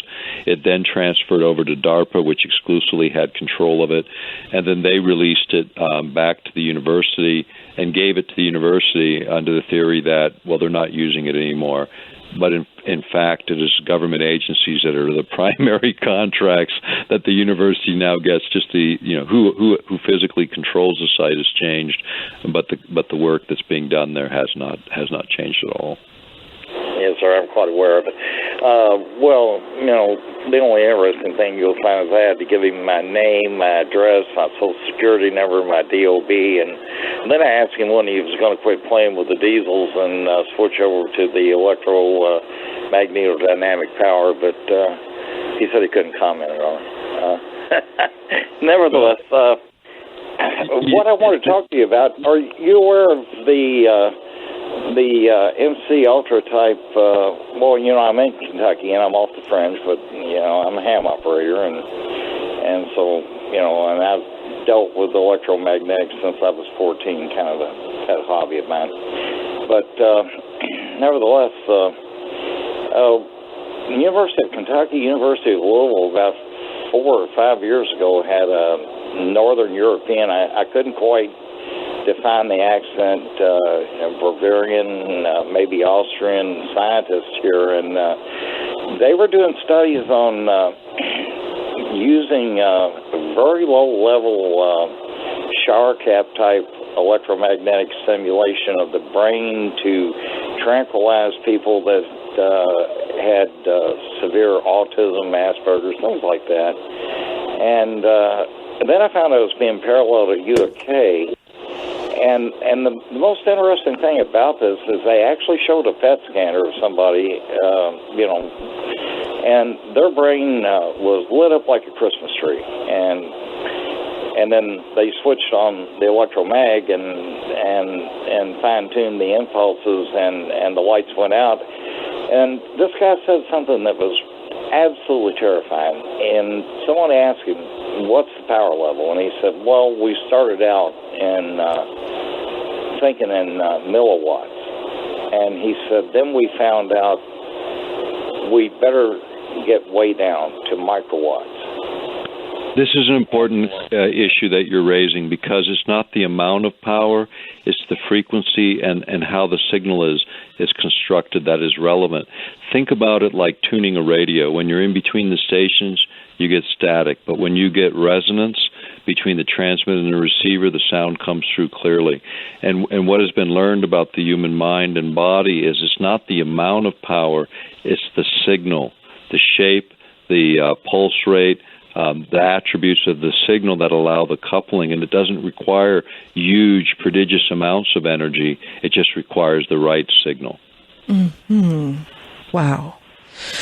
Well, we don't have very much time, and I do have some other callers that I want to get on the air here, but I think this is Paul. This is Paul in Kentucky, right? Did you have a specific question that you wanted to ask?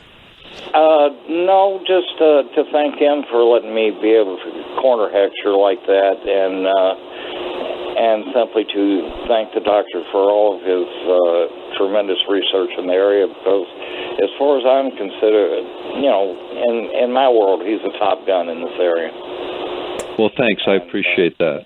Yes, I do appreciate the call, and clarifying the point of frequency, I think is really important, because we tend to think that, to make a bigger impact on something, anything, a mind, whatever, that you need more power in order to do that, but that's not the case. Wow. Let me see here. We'll go to line 4. You're on the air with Dr. Nick Begich. Welcome to the show. Good evening, Heather. Good evening, Dr. Begich. This is Mike in Montana. Dr. Begich, I have a question that I don't think I'll ever get a chance to ask again, but you being who you are, your opinion is really the only one I care about.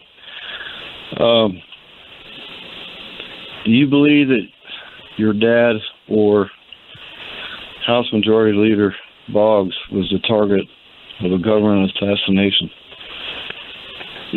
I'll say this about that. I do talk about this in a book I wrote, Earthrising 2. And in 1993, there was a FOIA request by a publication called Roll Call in Washington, pretty prestigious publication. They were looking into the death and disappearance of congressmen and senators, starting with my father and Hale Boggs, who was in fact the majority leader at the time. And Hale was someone who was really outspoken, a very strong, independent-minded individual.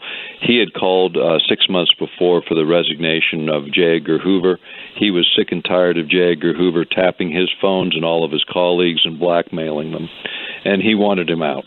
And he was taking on the Nixon administration in a pretty vigorous way. In fact, just before their plane left October 16th from Anchorage, it was right before the second election of Richard Nixon. People know a fraction because of the pardons and what happened afterwards. And just to review that, if you recall, Agnew was out of office. He was then convicted, and then you saw Ford step into his position. Then Nixon resigned. Ford pardoned him, and then he moved into the presidency, and Rockefeller moved in behind him. And then Squeaky Fromm, one of the old Manson women, tried to assassinate Ford, which would have put Rockefeller in charge. This was the way it was supposed to play out. From one side of the equation. The other side of the equation would have had it go a lot differently. McGovern had not a shot to win the presidency. Everybody knew Nixon was going to win it. They figured they could bring Nixon and Agnew out at the same time, which would have been the Speaker of the House, who at the time was Carl Albert. He was a very good friend of my dad's. He was hanging around the house a lot at different events, but I believe Albert would have stepped down. Boggs was the majority leader. He would have stepped up, and it would have been Boggs and the Democrats who would have been running the executive. That didn't happen. Boggs disappeared with my dad, and it was 20 years later that telexes were reviewed from the FBI coming from surveillance technologists in California and Long Beach that actually had located the plane. There were 2 people alive at the crash site, and they never recovered anything officially. And this was verified 3 days later by the FBI. It came out in the roll call FOIAs. So yes, I believe if they didn't institute the plane being lost, they certainly didn't go back to pick up the survivors. This is why my mother got out of politics, left Alaska. For the rest of my brothers and sisters, this is one of those underlying things that keep us in this. Because if this can happen to United States congressmen, this can happen to a majority leader, it can happen to anybody. And this is not the government of the people, by the people, and for the people anymore. It's a government that is totally twisted, that is totally...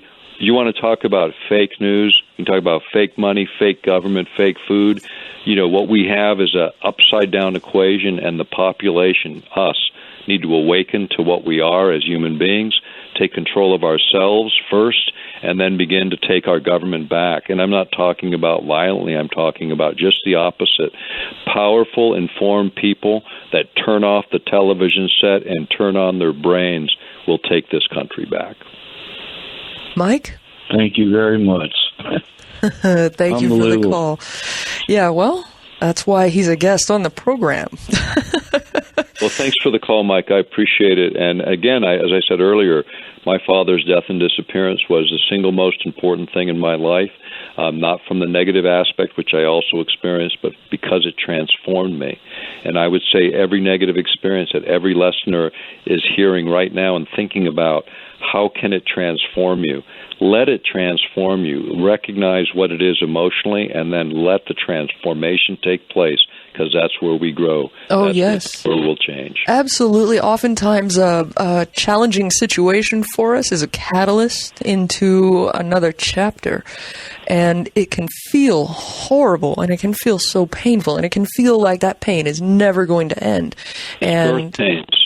Those are birth pains. Yes, right, yes. And they bring about life in a metaphoric way. Those are the birth pains of our personal growth. Yeah, right. I mean, I know, and I remember being in my moments of darkness and pain, and people telling me, well, that means you're supposed to learn something from this, and I would just get so mad, well, why does this have to I can learn things without this having to happen. Now, come on. But it'll take a little time. If you're in that stage, just let the time take care of that. Time is the only thing that can take care of that, and then you'll get to the list making.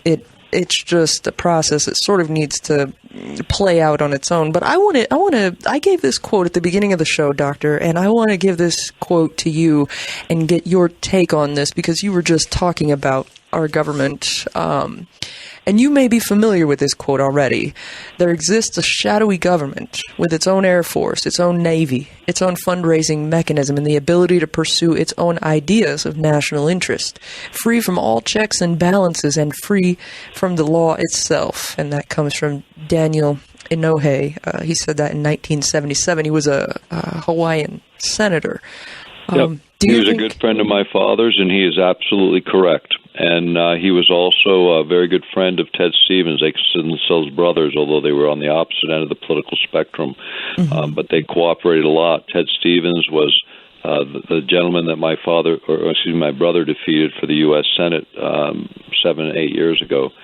What I can say about that is this is the bureaucracy, and they live from administration to administration. They live in 30 to 40-year career paths. When a new administration comes in and the dog and pony show isn't working, they just park the project in another country.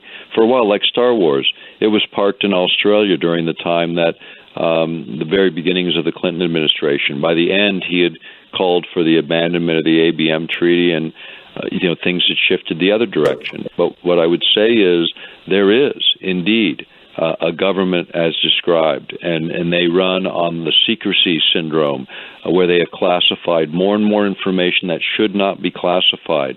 The concepts, the ideas we ought to be debating publicly. The mechanisms to how to build hardware perhaps is a matter of national security. But the concepts of what we do, the methods that we deploy, should we be kidnapping people? Should we be torturing them? Should we be using extortion and bribery? These are the things of our government today. And if we don't do it, we do it through surrogate governments that we manipulate and control. Well, people are worried about the Russians hacking the DNC.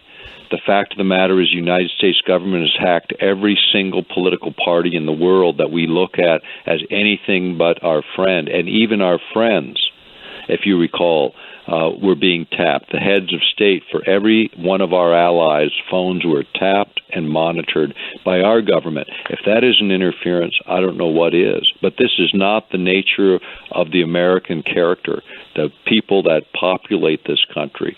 This is the nature of those who have taken the government from us. And it is that shadowy government. And it is that cluster of corporations that trade positions between government and corporations as they weave a tapestry that serves them and no longer serves us. Mm. And then there's the other part of the government, right? There's the innocent and genuine American who says, I want to serve, and goes in and tries to serve. So we're dealing with, I think, two very different entities here. And it's a war at that level. It's a war at that level because there are people with integrity in government. They're just not as common anymore, and that's the sad story. Is apathy has brought about a lot of changes. I say this often. whatever you feel about Donald Trump, he was the bomb America needed to go off. People are paying attention to government again. Yes. And I don't care what it took to get us there. I'm just glad we are there again, and we have an opportunity to change this nation again and have an impact on the world that isn't about controlling everything that goes on in the world, but is an example that other people want to emulate. We've lost that, and we can reclaim that. Our birthright as human beings, which is where our founding fathers began, individual idea of created and being created and creating something good. Yeah, Bernie Sanders just recently had said, get involved.